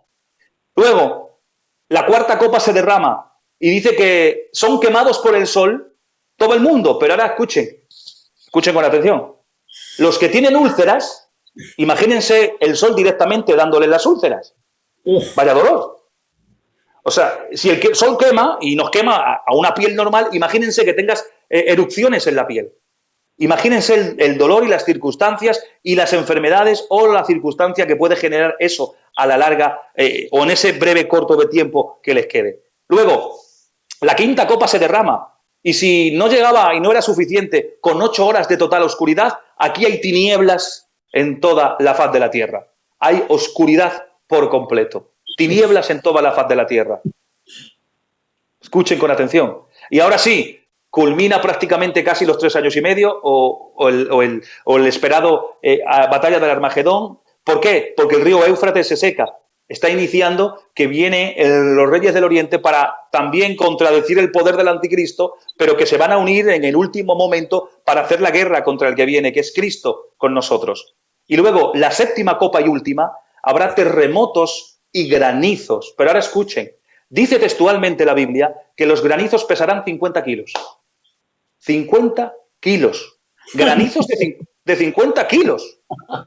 Ahora imagínense, es que yo no me lo puedo imaginar, sinceramente, porque no lo he visto, pero imagínense un granizo de 50 kilos, que esté granizando no sé cuánto tiempo, ni de qué manera, pero que estén cayendo piedras de 50 kilos. Además de que en sintonía hay terremotos en todos los lados del planeta. Y eso es la culminación, Luis, de los 21 juicios, a grosso modo, y dando algún matiz que otro. Dios mío de mi vida. ¡Hala! Y quédate. Y quédate. Ahora te toca a ti tirar desde ahí. Gloria a Dios. La verdad, hermano, es que no merece la pena. Hay que ser cristianos más que nunca, no por miedo, sino porque amas a Dios. Eso es. ¿Qué hora es ya? ¿Qué hora es? 11:20 tengo yo aquí. Bueno, tenemos, con mi hermano Jeromo, más o menos tenemos hasta las 12, porque hay que hacer 2 horas. Entonces ahora ya pueden hacer sus preguntas a lo largo de todo el programa que hemos dado, en esta 1:20 que hemos tenido. Pues ahora ya mi hermano Jeromo pasará las preguntas que ustedes escriban ahí y entonces contestaremos las preguntas. Adelante, hermanos, ya podéis hacer las preguntas que antes os he advertido que no las haríais, pero que ahora ya se pueden hacer. Adelante las preguntas que en algún caso pues necesitáis que conteste nuestro hermano Israel, hermano, que para eso está él, hermano, que es un gran escatólogo, gloria al Señor, y es una bendición andante. Ya ven, hermano, esto es una computadora de escatología. Que Dios lo bendiga. Ya, este es el Herbiluis Carballosa gitano. Bueno. Venga, adelante, hermanos, algunas preguntas. Jerobo, cuando puedas, si hay alguna pregunta, me la pasas. Bendigo el nombre del Señor. La verdad, hermanos, que no merece la pena Israel quedarse aquí. Es Claro que mejor no, estar hombre. disfrutando, dejar ya el pecado que huele ya y vivir en la santidad de Dios. Parece ser que, hermanos, lo han entendido todo o han cogido Mejor. miedo todos. Mejor, si han entendido todo, mucho mejor, la verdad. Pregunta. ¿Quién es el ángel exterminador? Pero el ángel exterminador, ¿dónde lo situamos? Sí, es que no sé. Porque no hemos mencionado al ángel exterminador en este tema. No le hemos hablado de él. No. Tiene otra pregunta. Adelante. Tiene que hacer acerca de eso. ¿Cuál será la señal que va a dar paso a la gran tribulación? Vaya. Bien. Para dar inicio a la tribulación, lo hemos dicho, para que empiece la tribulación, primero, la Iglesia no tiene que estar acá, que es el paréntesis que hemos introducido entre la semana 69 y la semana 70, que es la tribulación. Es decir, es la administración, la economía, el trato, llámalo como tú gustes y desees, que tiene que ver dentro del trato que Dios tiene con la Iglesia, porque paró el trato con la nación de Israel en la semana 69 y volverá ese reloj profético, las 70 semanas en relación con Israel, a reanudarse la semana 70. Cuando la Iglesia sea arrebatado, el inicio o la señal principal y el inicio que pone en marcha la semana 70 y por lo tanto los juicios de Dios que empiecen, los que hemos nombrado, que empiecen, será esa confirmación del pacto que un personaje que será el anticristo confirme con la nación de Israel. Ese tratado de paz, ese pacto, dará inicio a esos 7 años de tribulación. Esa es la señal evidente que la propia Biblia, en Daniel 9:27, nos dice y nos marca. Y antes de eso, la Iglesia no tiene que estar presente. La Iglesia tiene que ser arrebatada por cuestiones de trato económico de Dios con la Iglesia y posteriormente con la nación de Israel. Que Dios te bendiga, amigo. Es lo que dice, porque de esta nación el misterio de iniquidad solo hay quien al presente lo detiene, hasta que a su vez se ha quitado el medio, que es la Iglesia con el Espíritu Santo, el espíritu de estorbo que lo detiene. Dice, entonces, cuando se ha quitado, entonces se manifestará el inicuo, el cual el Señor matará con el espíritu de su boca. O sea, que el que da inauguración a la semana 70 es el anticristo. El anticristo mismo. Con el pueblo de Israel. Adelante, otra pregunta, hermanos. Que lo escriban y el hermano me la pasa. El hermano Jeromo. A ver. En aquellos días los hombres buscarán la muerte, pero no la hallarán. Y ansiarán morir, pero la muerte huirá de ellos. ¿Qué nos puedes decir de ese texto? Bien, lo estoy buscando aquí en la Biblia. Y en aquellos días los hombres buscarán la muerte, pero no la hallarán, y ansiarán morir, pero la muerte huirá de ellos. No significa que sean inmortales. Aquí la implicación del texto no habla de que son inmortales y que no mueren. Todo lo contrario, hemos hablado y hemos volcado todos los juicios y hay muerte, hay mucha mortandad. Concretamente hemos hablado que queda la mitad de la humanidad en la recta final de los juicios apocalípticos. Por lo tanto, es una forma, un hebraísmo. Hay que entender que la Biblia, aunque está escrita en griego, el Nuevo Testamento concretamente, mayor parte, está en griego, pero piensa una mente judía, con una costumbre y una forma de hablar en la semántica y en las expresiones judías. Y aquí habla de, y buscarán la muerte, pero la muerte huirá de ellos. Aquí si analizamos la palabra muerte, que viene de tánatos, habla de separación. No vamos a entrar en profundidad teológica ni morfológica, pero sí entendemos que es algo de que buscarán la muerte en el sentido del tormento que tienen. Es decir, desearán morir, pero la muerte huirá de ellos. ¿Por qué? Porque está hablando de esa muerte, está hablando del momento puntual que solamente Dios sabe en el momento que un hombre pierde la existencia de la vida. Por lo tanto, está diciendo, buscará la muerte, será tanto el sufrimiento, es una palabra semántica, será tanto el sufrimiento, será tanto la angustia, será tanto el dolor, que querrán morirse en el momento que ellos quieran, pero no va a ser cuando ellos quieran, sino cuando está previsto que se mueran. Por eso, mientras uno busque morir, la muerte huirá de ellos en ese sentido semántico. Es una expresión semántica. No sé, Luis, que tú puedes apoyar también aquí o qué puedes decir. No, sí es así, no, completamente. Estoy de acuerdo contigo porque la verdad el suicidio y todo eso se puede efectuar. Lo que pasa es que el dolor te será tan intenso, hermanos, que buscarán a ver cómo puedo matarme, morirme, y nada, y no se podrá, válgame Dios. A ver, ¿los 7 años serán reales o como las 70 semanas, es decir, de muchos años? ¿Son reales los 7 años o son...? Hemos hecho un conteo, una medición de tiempo, hemos contado el tiempo cronológico y son 490 años literales, proféticos, pero son literales, son 490 años literales. Es sí, que...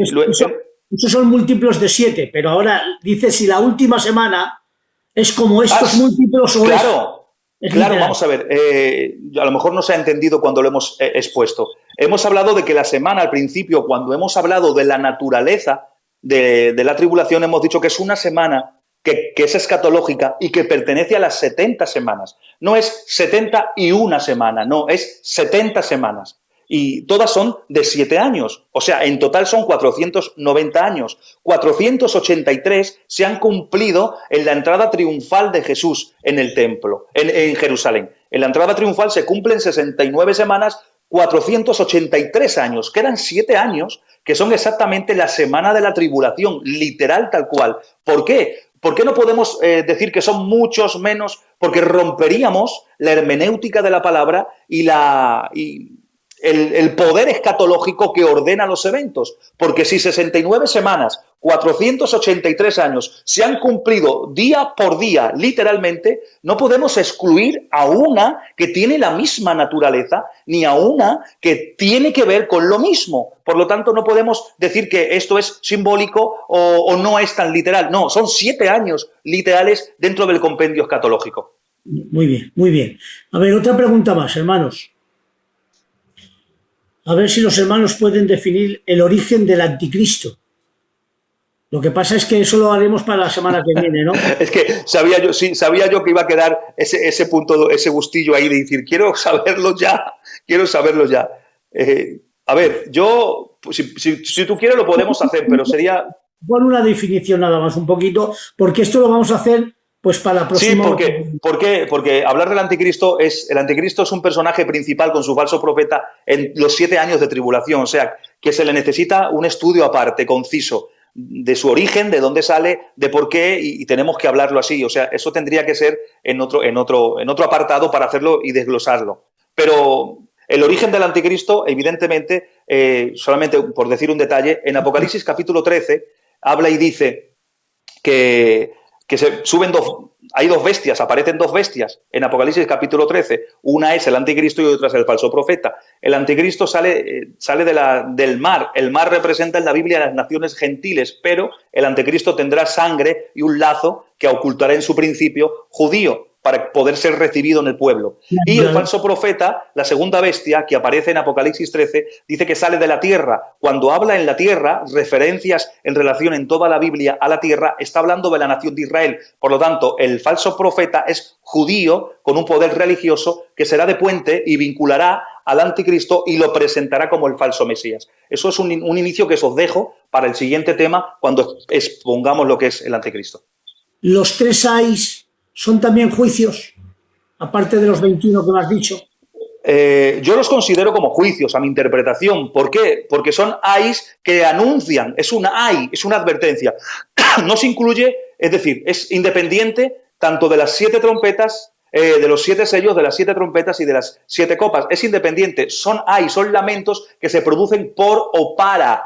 O sea, tienen una connotación que en relación a los eventos que se vierten, que son juicios literales de 21 juicios, lo que produzco, el producto de todo eso, va a producir 3 ayes en 3 momentos diferentes. Ay de dolor, ay de exclamación. La palabra aquí, ay del griego, es un ay de dolor por una circunstancia que va a pasar. Por lo tanto, se considera juicio pero no entra en el juicio canon de los 21, porque no están ni en los 7 sellos, ni las 7 trompetas, ni las 7 copas. Están en medio, que para la siguiente clase los especificaremos porque tienen que ser aparte, ya veréis el porqué. Tienen que estar confinados en medio, pero que marcan un antes y un después en ciertos acontecimientos.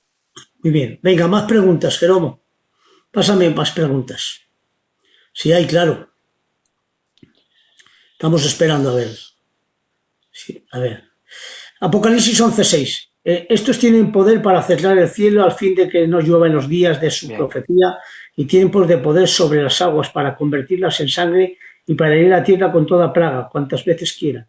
Está hablando de los 2 testigos, ¿no? Está hablando de los 2 testigos, pero ¿cuál es la pregunta?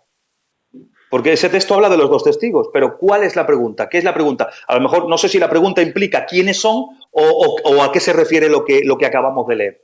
Si se pudieran especificarlo, pues iríamos más directamente al grano. Claro, es que eso lo ha dicho el versículo, nada más. Queremos saber la pregunta. Claro, porque el texto tiene que ver con el ministerio que tendrán los 2 testigos, pero no nos dice quiénes son los 2 testigos. Sí, a ver, espera un poquitín esa pregunta y déjala ahí. Un inciso. ¿Tú crees que los 2 testigos son Moisés y Elías o solo tienen el ministerio de ellos? Bien, yo te digo, sabes que intentamos ajustarnos siempre a la Biblia. A mí la Biblia, cuando habla de los 2 testigos, no me dice quiénes son. Por lo tanto, yo no puedo colocar a personas por eventos que yo intente asociar en mi mente y llevarlos y de alguna manera situarlos en ese tiempo. No, yo me ajusto al texto bíblico. El texto bíblico sí me enseña lo que acabamos de leer, qué tipo de ministerio tienen. Ahora, el ministerio sí podemos compararlo con el ministerio de Moisés en las plagas y del fuego y de cerrarlo por Elías. El ministerio sí lo podemos comparar, pero las personas, al no decirnos quiénes son, yo interpreto el texto diciendo que serán 2 personas de aquel futuro que no conocemos, que Dios tiene en el anonimato y que tendrán ese ministerio comparable o equitativo a Moisés y a Elías, pero no necesariamente tienen que ser físicamente Moisés y Elías o Elías y Enoc o Josué y Zorobabel, que son todas las opciones que los teólogos y la Biblia y la gente, bueno, la Biblia no, los teólogos y la teología y las personas aplican y enseñan. Pero a mí la Biblia no me dice quiénes son. También hay un inicio de eso cuando dice de Juan el Bautista que este es el Elías que había de venir y no era Elías.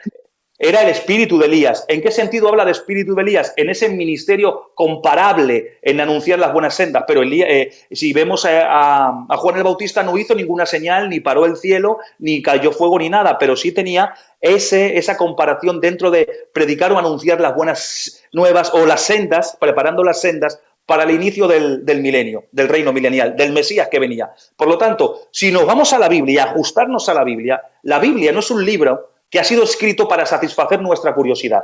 Por lo tanto, habrá preguntas que tú le preguntes que no te responda, porque la Biblia no está hecha para responderte a ti tus curiosidades, está hecha para formarte y darte la información necesaria que tú tengas que entender. Y a mí la Biblia me enseña, solamente me habla del ministerio, pero no me habla de las personas. Por lo tanto, yo nunca entro en decir quiénes ni quiénes. Digo, son 2 personas del futuro que tendrán ese ministerio, y ese ministerio sí yo puedo decir que es comparable o es parecido al ministerio de Moisés y de Elías. Esa es mi postura. Espera un poquitín. El transcurso entre el arrebatamiento y la manifestación del anticristo puede pasar X tiempo, ¿cuánto más o menos? A ver, volvemos a la misma retórica, pero podemos aproximarnos. La Biblia no nos dice qué tiempo, porque hay un texto que dice inmediatamente después. O sea, habla y me dice inmediatamente después, pero es que esa palabra en el griego no habla de ahora y ahora, es decir, no habla de seguido, sino que da un tiempo prudente y margen dentro de la organización política que tiene que ver para dar paso al anticristo. Yo no sé, porque no tengo Biblia para decir cuánto tiempo puede pasar después de que la iglesia sea arrebatada, cuando de alguna manera entra en acción el misterio de la iniquidad. Yo no lo sé, pero sí entendemos que hay un tiempo prudencial por la palabra que os acabo de decir. Inmediatamente no es, hoy se arrebata, es decir, hoy somos arrebatados y mañana ya está el anticristo. Esa palabra no indica eso, indica un transcurso prudencial. Es decir, vamos a darle lógica. Hoy en día, para ver un cambio de gobierno, por muy rápido que se haga, Hay un cambio de gobierno y lleva un tiempo. Llevan unas semanas, llevan unos meses, llevan unos días. Aunque haya un cambio de gobierno, hay unas leyes políticas a las cuales los gobiernos y los presidentes y los reyes y todo, la plana mayor se tiene que hacer. Hay un papeleo que se tiene que hacer. No se puede saltar los límites. ¿Por qué digo esto? Porque en la representación del jinete blanco, del caballo, cuando él viene, él dice que viene con un arco sin flechas, o sea, habla diplomáticamente. Y la diplomacia no es de hoy para mañana. La diplomacia se consigue según va pasando el tiempo. Por lo tanto, la Iglesia se arrebatada, hay un trato de diplomacia, y para que ese trato de diplomacia culmine con la firma y el proyecto y la confirmación del pacto con la nación de Israel, pueden pasar semanas, pueden pasar meses. Yo no incluyo años. Años no. ¿Por qué? Porque se romperían los eventos en relación con el cielo situados a la par de la tierra, ¿vale? Pero sí un tiempo prudencial de semanas o meses. Hasta ahí me puedo aproximar, aunque tampoco tengo Biblia, por lo tanto no dogmatizo. Simplemente digo lo que yo puedo creer a la luz de lo que interpreto con esa palabra inmediatamente después, que no es de hoy para mañana, sino que hay un tiempo de organización. Muy bien, las preguntas que hacemos hoy al hermano Israel, o a mí, es referente a todo lo que hemos hablado en esta hora y media. Y es del arrebatamiento, hemos hablado del pretribulacionismo, de las 70 semanas, de la gran tribulación, todos los hechos que hemos hablado. Entonces, no me hablen del anticristo, que esto será para la próxima vez. Y hablaremos, hermano, de la naturaleza del anticristo, su efecto, su forma, y después hablaremos también cosas del milenio y el estado eterno y todo eso, hermanos. Va a haber por lo menos de 5 a 6 programas, ya llevamos el tercero. O sea que no nos cansamos. A ver, el espejo donde debemos mirar para saber que estos acontecimientos pasarán es Israel. El espejo donde debemos mirar. Bien, sí. a ver, nosotros nos podemos aproximar o podemos oler. Quiero que me entiendan, ¿vale? Porque esto es muy importante, porque hay mucha controversia en lo que escuchamos todos los días. A ver, el arrebatamiento no tiene señales, eso es lo primero. O sea, nosotros hay algo que dentro del canon teológico se llama la doctrina de la inminencia. La palabra inminencia se relaciona con el traslado, con el arrebatamiento. Significa que puede venir en cualquier momento. Es un acontecimiento que no es precedido por ninguna señal. Eso significa la palabra inminencia. En cualquier momento acontece lo que está dentro de esa palabra. Esa es la palabra, el significado etimológico. Ahora bien, si no hay señales para el arrebatamiento, no hay nada que preceda que la Iglesia sea arrebatada, entonces nosotros lo único que podemos hacer es interpretar los tiempos en base a las profecías o a lo que se está generando en las plataformas diferentes en que tienen que ver con Israel. Pero aún así nos quedaríamos escasos. ¿Por qué? Porque no tenemos ningún precedido para hacerlo. Si podemos entender que estamos más cerca, estamos en tiempos finales, valga la redundancia y la expresión, estamos en la entresala, venga, podemos usar esa palabra. Estamos en ese momento donde evidentemente está más cerca hoy que hace 10 años, ¿vale? Pero no podemos reflejarnos en Israel. ¿Por qué? Porque todos los acontecimientos, escuchen esto bien con atención, culminantes que tienen que ver ya con Israel, se cumplen dentro de la tribulación, y la Iglesia no está en la tribulación. O sea, todo lo que tiene que ver con la construcción del templo, con el tratado y confirmación de paz, y mirar la higuera y aprended, porque en Mateo 24 le dice, y aprended de la higuera cuando su rama ya está tierna, es que el verano se acerca. Es una señal para ellos de que cuando estén viendo las señales que se están viendo y que se están anunciando en capítulo 24 de Mateo, que he dicho que es el pasaje literal, y paralelo al pasaje del capítulo 6 de Apocalipsis, el inicio de la tribulación. Por lo tanto, cuando dice, aprended de la higuera representa evidentemente Israel.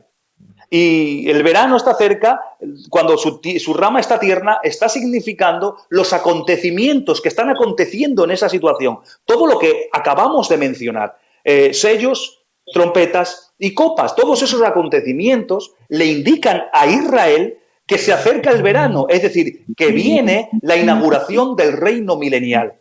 Es para ellos, el espejo es ellos mismos para ellos mismos, no directamente para nosotros, es para ellos mismos porque las señales tienen que ver con ellos.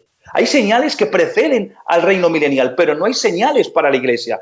Ahora, Hay gente que cree, hay gente que dice, hombre, cada uno es libre de creer lo que quiera. Hay gente que dice que hay que estudiar, hay que estar mirando continuamente a Israel para situarnos. A mí no me hace falta mirar a Israel. ¿Por qué? Porque cuando asciende Jesús, hay un ángel que se le aparece y dice, ¿qué miráis? Porque este mismo varón que lo estáis viendo, a este mismo que lo estáis viendo, de la misma manera vendrá. Y Pablo nos dice, puestos los ojos en Jesús, autor y consumador de la fe. O sea, la Biblia nos enfoca a mirar a Cristo y a esperar a Él, no a mirar a Israel literalmente. Ahora, que lo que vamos aprendiendo, que lo que vamos viendo, que las situaciones y las plataformas que vemos, que se están confeccionando en relación con eventos futuros, nos pueden hacer ver que estamos en tiempos finales, vale, perfecto, pero no tenemos necesidad de ningún espejo, porque el único espejo es la palabra y Cristo, que se nos manda a esperar inminentemente la venida de Cristo. En relación con la Iglesia, cuando hago venida, hablo en relación con la Iglesia traslado, en relación con la nación de Israel, reino milenial.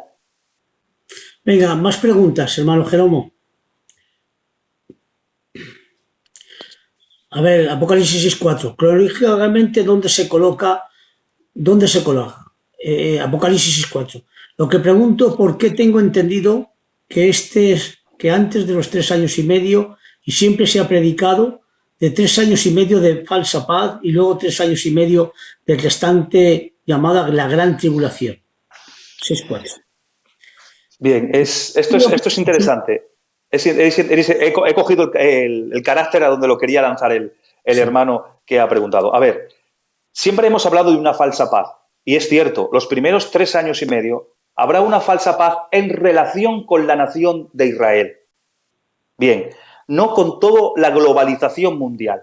Sí con el imperio del Occidente, que es el imperio del Anticristo, y sí con la nación de Israel, porque quien confirma el pacto para permitirles que tengan sacrificio, que tengan templo y que vivan en paz es Israel. La falsa paz se aplica a la nación de Israel y a los que se rigen en el gobierno del Anticristo. Pero no es una paz mundial en todas las naciones. ¿Por qué? Porque Mateo 24 empieza a hablar y vendrán muchos en mi nombre diciendo yo soy en Cristo, o sea, la comparación de Apocalipsis capítulo 6, versículo 4, el primer sello, y luego, y habrá rumores de guerras, habrá guerras y rumores de guerras. En el inicio, a ver, ¿cómo lo puedo explicar sin entrar en materia? Porque no quiero desvelar otra clase. En el inicio de la confirmación del pacto habrá una paz falsa que dura 3 años y medio, evidentemente, porque se rompe esa paz y se corta el sacrificio continuo a la mitad de la tribulación, a los 3 años y medio, en relación con Israel. Pero ¿cuál es la consecuencia de esa ruptura? 2 minutos y lo intento hacer lo más rápido posible, sin correr, que a veces soy como una locomotora. Escuchen con atención. Habrá 4 imperios mundiales, 5 con la nación de Israel. Estará el gobierno del Occidente, regido por el Anticristo, que será la confederación del Imperio Romano reconstruido, todo su esplendor, cuando fue imperio. Ese será el gobierno del Anticristo. Estará el reino del norte, que serán naciones al norte de Israel. No voy a dar nombres. Unos dicen que si está Alemania, Rusia. Yo no voy a dar ningún nombre porque no podemos dogmatizar algo que la palabra realmente no nos indica. Está el reino del sur. El reino del sur sí nos menciona a Egipto y a potencias fuertes al norte de África. Estas dos potencias hacen una alianza en contra del gobierno del Occidente. Hay rumores de guerras ya al inicio de la tribulación.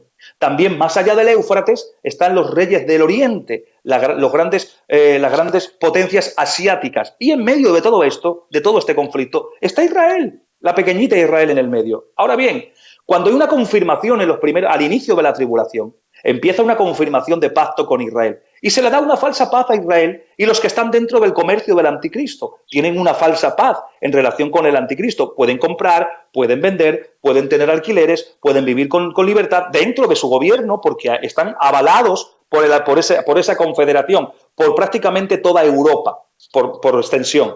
Bien, pero ya al inicio, el reino del norte y el reino del sur no le interesa ese convenio en el Medio Oriente, donde de alguna manera ha mandado callar y nadie ha hablado de los políticos o de los grupos políticos militares del Oriente y ha implantado un templo, les ha dado ese permiso y tienen sacrificio.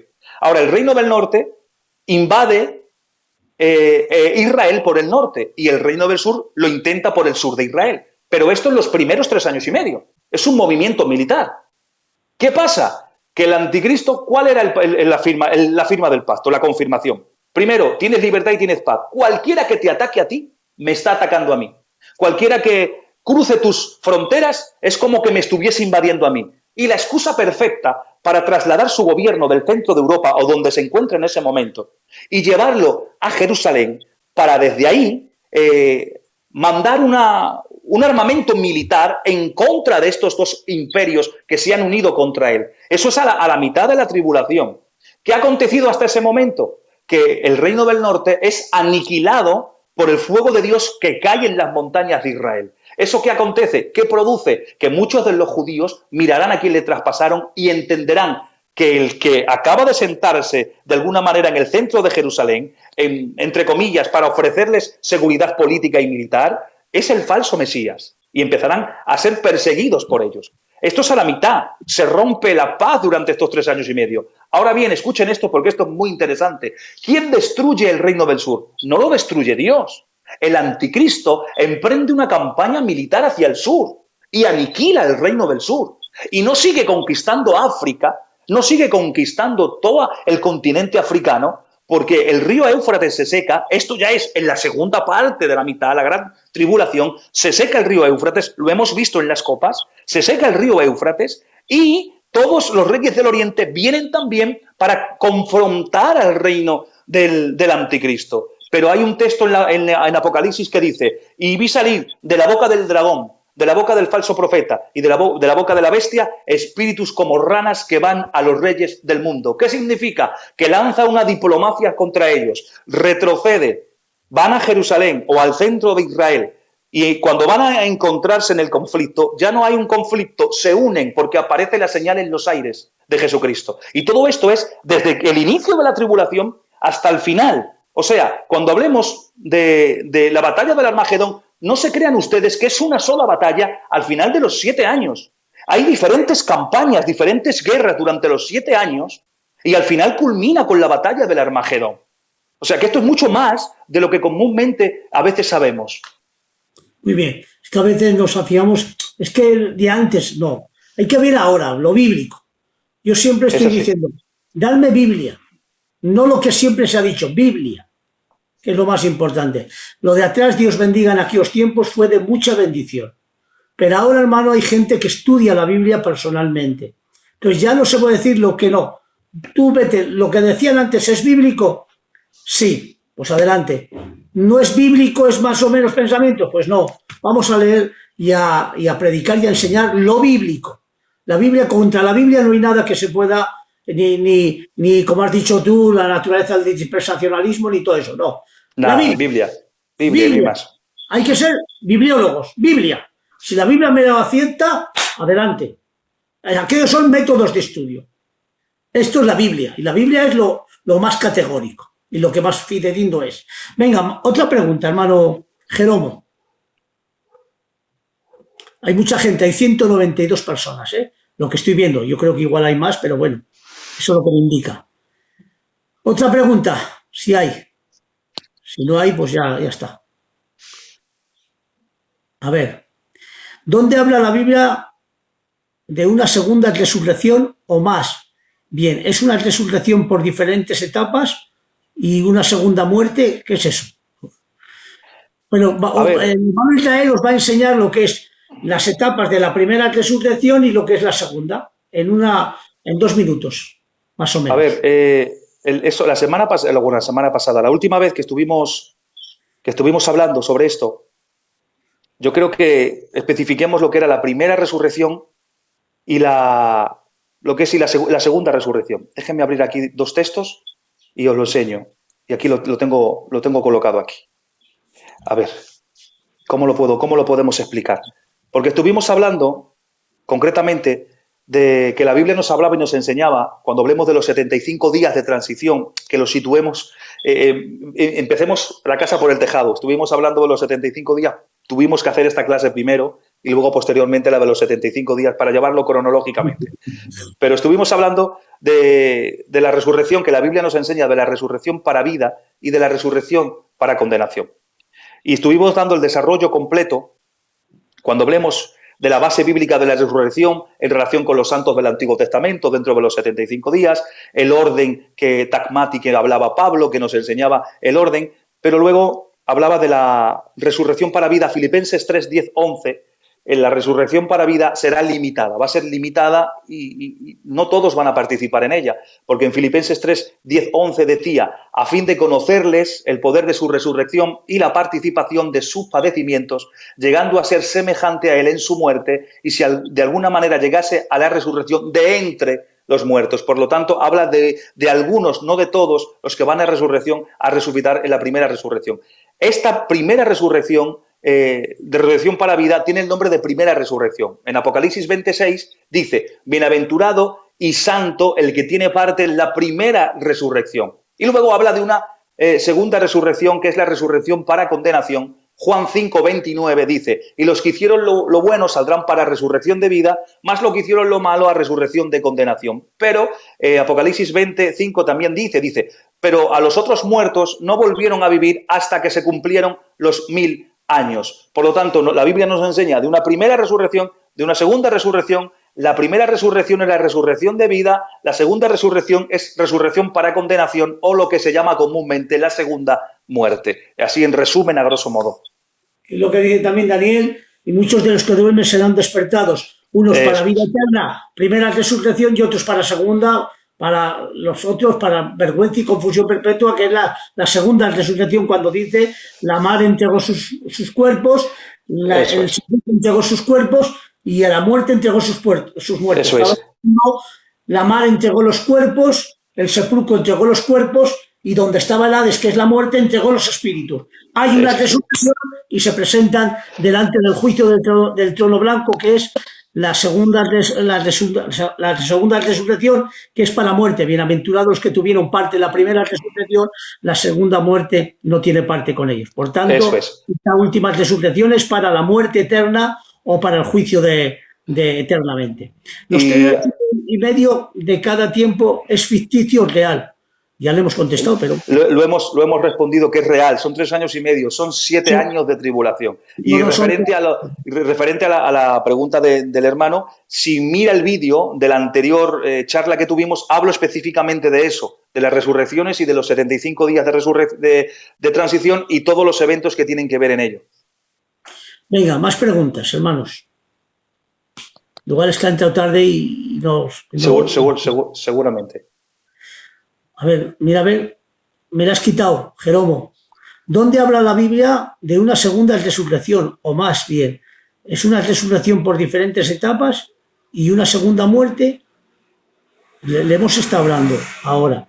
¿Dónde habla hemos respondido ahora mismo, hemos respondido las dos preguntas en una, porque viene lo mismo. Hemos dado textos hablando de cuando habla de la primera y segunda resurrección, cuando habla de la primera resurrección, habla de la resurrección para vida. Es decir, y para esa vida, Pablo nos enseña ese orden. Dice, el orden de las resurrecciones en relación, dice, Cristo las primicias, luego los que son de Cristo en su venida, y luego el fin. El fin es la segunda resurrección para condenación. La primera resurrección es para vida, la segunda resurrección para condenación, conocida como la muerte segunda. ¿Por qué? Porque es la eterna separación de Dios. En la primera muerte vamos a ver, la Biblia cuando habla de muerte, el concepto muerte, que no es un concepto semántico, no es un concepto filosófico, es un concepto diferente, de separación, de estado de separación.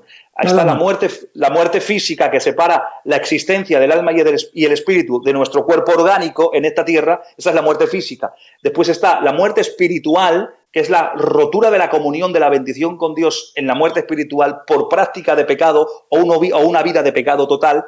Y esa es la primera muerte en ese sentido, la muerte espiritual. Y luego cuando habla de la tercera muerte, como se me ha ido el hilo.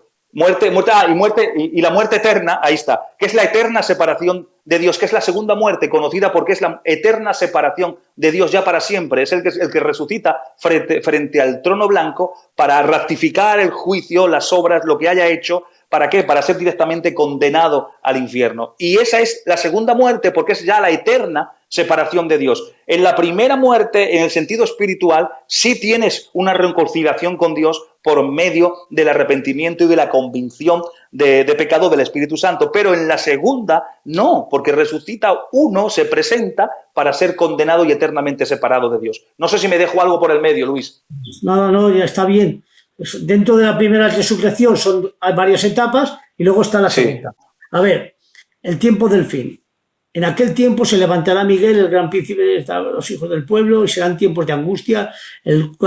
Gente, si el Señor no hubiera cortado los días, ¿quién son? Dice, ¿lo estás viendo tú? Sí, mira, léelo. Sí, lo estoy leyendo. Sí. Bien, está hablando de la tribulación. Vamos a ver, en el tratado que hemos estado haciendo, hemos hablado de 10 características que se vertían en la tribulación. Una de ellas es Daniel, capítulo 12, versículo 1 y 2.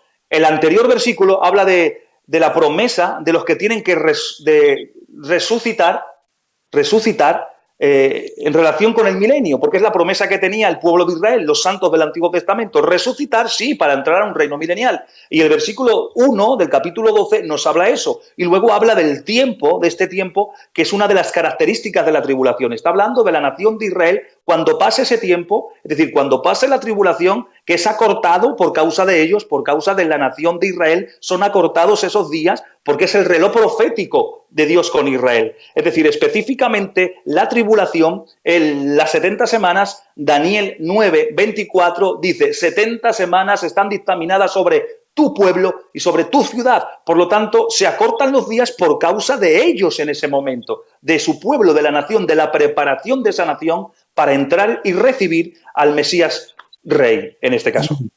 Amén. Venga, otra pregunta. ¿Qué hora es ya? Las menos 5 minutos tengo yo. Vamos a hacer la última pregunta, porque lo que vemos es a las 12, son 2 horas. Más no se puede y ya dejamos el programa. Una última pregunta. Adelante, hermanos. Llevamos ya 2 horas, aunque hay mucha gente, ¿eh? Hermanos, en el milenio, ¿quién estaremos? ¿Estaremos en la iglesia? Es que esto ya lo dimos. Ya lo dimos. Tiene que ser referente a lo que hemos estado nosotros enseñando, para no desviarnos. ¿Dónde situamos la resurrección de los del Antiguo Testamento? También lo dijimos, pero bueno, anuncialo otra vez. Sí. A ver, la resurrección de los santos del Antiguo Testamento, y lo dimos en la otra clase, están dentro de los 75 días de transición que aparecen en el capítulo 12 de Daniel, versículo 11 y versículo 12, al final. Es decir, hay 75 días, que es un cómputo que se computa ahí mismo, y ahí aparece en esa resurrección y dimos la base bíblica. Empecemos a hablar de las características de la tribulación, de la naturaleza, de las 70 semanas, y cómo en ese orden tacmati, que es una palabra que habla de un gobierno, de un mismo evento, los que son de Cristo en su venida, pero en grupos diferentes, por secciones de tropa, porque era una palabra militar que indicaba un orden. Cristo las primicias, los que son de Cristo en su venida, con 2 etapas diferentes. La resurrección de los de la Iglesia, los que están en Cristo, y los santos del Antiguo Testamento en los 75 días de transición, juntamente con los que han muerto en la tribulación. ¿Por qué? Porque esperaban los santos del Antiguo Testamento esa resurrección antes de entrar a lo que es al milenio. Marta lo dice, yo sé que mi hermano resucitará en el día postrero. No está hablando del arrebatamiento de la Iglesia. ¿Por qué? Porque no se ha predicado la Iglesia, no se ha predicado arrebatamiento. La resurrección en la mente judía para los judíos tiene que ver en la entrada del reino milenial. Por lo tanto, está hablando de esos 75 días para entrar al reino milenial. Muy bien. A ver, ¿alguna pregunta de lo que hemos dado hoy? Mira a ver si ves alguna, hermano Jeromo, y si no ya terminamos. Porque llevamos 2 horas sin parar, tirando fuerte, y el hermano Israel no ha bebido ni una gota de agua. Él es de secano. Nada, estamos y eso en ayuno. De Galicia, Dios mío de mi vida. Parece ser que el hermano Jeromo ya no pasa más preguntas porque no las hay del tema que hemos hablado. No obstante, la semana que viene no. Ya os diremos la fecha. A ver, aquí. Que ninguno pudiera, sino que tuviese la marca del nombre de la bestia, el número del nombre. Y aquí la sabiduría, sí. Enséñanos un poquitín qué significa ese 666, esa naturaleza de eso, porque tú lo sabes bien de lo que significa. A ver, y se termina ya. El 666 tiene que ver con una actitud, un gobierno que envuelve algo y que nace de la actitud de un corazón. Se repiten 6 veces, 666 habla de un 666. Y cuando habla de un 666 es un superlativo en relación con el hombre. El idioma judío, el idioma hebreo, no tiene superlativos. Es decir, para decir santísimo tienes que decir santo, santo, santo. De ahí que los querubines dicen santo, santo, santo. No es que sea 3 veces santo y ya está. No, es que están diciendo santísimo, supersanto, sacrosanto, macrosanto. Pero no tienen esa expresión, tienen que elevarlo 3 veces. Igual que cuando elevaban 2 veces un nombre, se mencionaba 2 veces, es para captar la atención. Simón, Simón. Es decir, 2 veces porque era un énfasis de que era importante lo que se le iba a decir. De la misma manera, con la misma mentalidad, 3 veces era hablar de el superlativo, el grado máximo. Y cuando habla del 666, está hablando, el número 6 representa al hombre, representa la naturaleza del ser del hombre. Llevar 3 veces el nombre, el ser del hombre, el 666, representa en primer lugar, representa la magnitud del poder y del egocentrismo del ser humano entronizado en ese momento. ¿Por qué? Porque el propósito que Satanás quiso siempre, ser semejante, tener autoridad delegada al margen de Dios, en un trono totalmente aparte de Dios y entronizar a su pensamiento, es decir, en la magnitud, el humanismo, porque todo será regido por un hombre y será el humanismo. ¿Amén? Y aparte de eso, entendemos que hay una literalización en el 666. ¿En qué sentido? En que será un comercio, en que en base a ese humanismo y a esa marca que se pondrá en la frente y que se pondrá en la mano, no es que llevemos tatuado en la frente y en la mano el 666, no significa eso. Está hablando del intelecto y está hablando de la autoridad que es la mano derecha. Son hebraísmos, son formas y expresiones hebreas. Cuando hablas en la frente, la señal en la frente, habla de que el conocimiento práctico, intelectual, soy consciente de lo que hago, por qué lo hago, con quién lo hago, cómo lo hago y de qué manera lo hago, bajo ese régimen. Habla de la cabeza, de la autoridad, que mi autoridad, mi gobierno, lo cedo a ese gobierno del anticristo. Y en la mano derecha, no en la mano izquierda, en la mano derecha está hablando y representa lo legal, lo judicial, lo legal, la autoridad, que tú se la cedes mentalmente, entras en el gobierno y también legalmente actúas dentro de ese convenio y dentro de esa plataforma del 666. Y aquí podríamos extenderlo mucho. Esto es cuando entremos en el anticristo, hablaremos del 666, pero en extensión, con mucho material. Que será el próximo programa, si Dios quiere, ¿no? Eso es, sí, hablaremos de la persona del anticristo. Queremos solo dar ese detalle para que ustedes entiendan. Luego dice la Biblia que el que tenga sabiduría, el que tenga sabiduría, no cualquiera lo va a entender, no es literal como hemos dicho. El que tenga sabiduría cuente el número de la bestia, que es número de hombre, y es 666. Bueno, pues hasta aquí, hermano, el programa que hemos hecho, hermano. Espero que haya sido de mucha bendición. Para mí ha sido de mucha bendición. La verdad, hermano, es que cada día que pasa pues es una bendición más de servir a mi pueblo, de servir a todos vosotros. Aleluya, de entrevistar a nuestro hermano Israel para estos temas que son tan maravillosos. Y me parece que el día 11 te haré un coloquio de preguntas de cristología en su totalidad. Eso me ha dicho el hermano Eleazar, que igual el día 11 lo estamos mirando, hermano, que el día 11 de junio, pues yo haré un programa de preguntas y respuestas de toda la cristología. Aleluya. Que cada cual tiene que tener su especialidad. Y el hermano Israel, hermano, en angelología y en escatología, pues es un fiel, hermanos. Es una bendición andante y encima no se lo cree. Bendigo el nombre del Señor. Y la verdad, hermano, es que a mí me encanta pues entrevistar a hombres tan grandes como mi hermano Israel, que Dios lo bendiga mucho. Y bueno, ese es nuestro interés siempre, ser de bendición, ¿eh? Entonces esperen que el próximo programa, vamos a ver las fechas, que tengamos bien para hacer el próximo programa y hablaremos de la naturaleza del anticristo y todo eso, ¿verdad? Ya os diremos exactamente en el cartel que haga nuestro hermano Eleazar y será de mucha bendición. Bueno, pues despide tú también y ya despedimos. Despídete tú también. Yo decía despedir el culto. No. Bueno, buenas noches. Yo espero haber sido de bendición juntamente con mi hermano Luis. El propósito de esto primero es darle la gloria a Dios, que la gente con estos temas escatológicos entiendan y tengan una comprensión de acercarse a Dios ahora que es el momento de la libertad total y que lo que viene es peor de lo que hemos podido vivir en estos días. Y que Dios os bendiga de corazón a corazón, paz y bien para todos. Bueno, pues esto es lo que es. No jueguen a ser cristianos, tómenselo en serio y os digo desde aquí, oremos, velemos, esperemos ese día y adelante, Iglesia, que nos espera pronto Cristo y nos vamos para el Señor. Que Dios les bendiga muchísimo. Ya podemos. Venga, Dios os bendiga.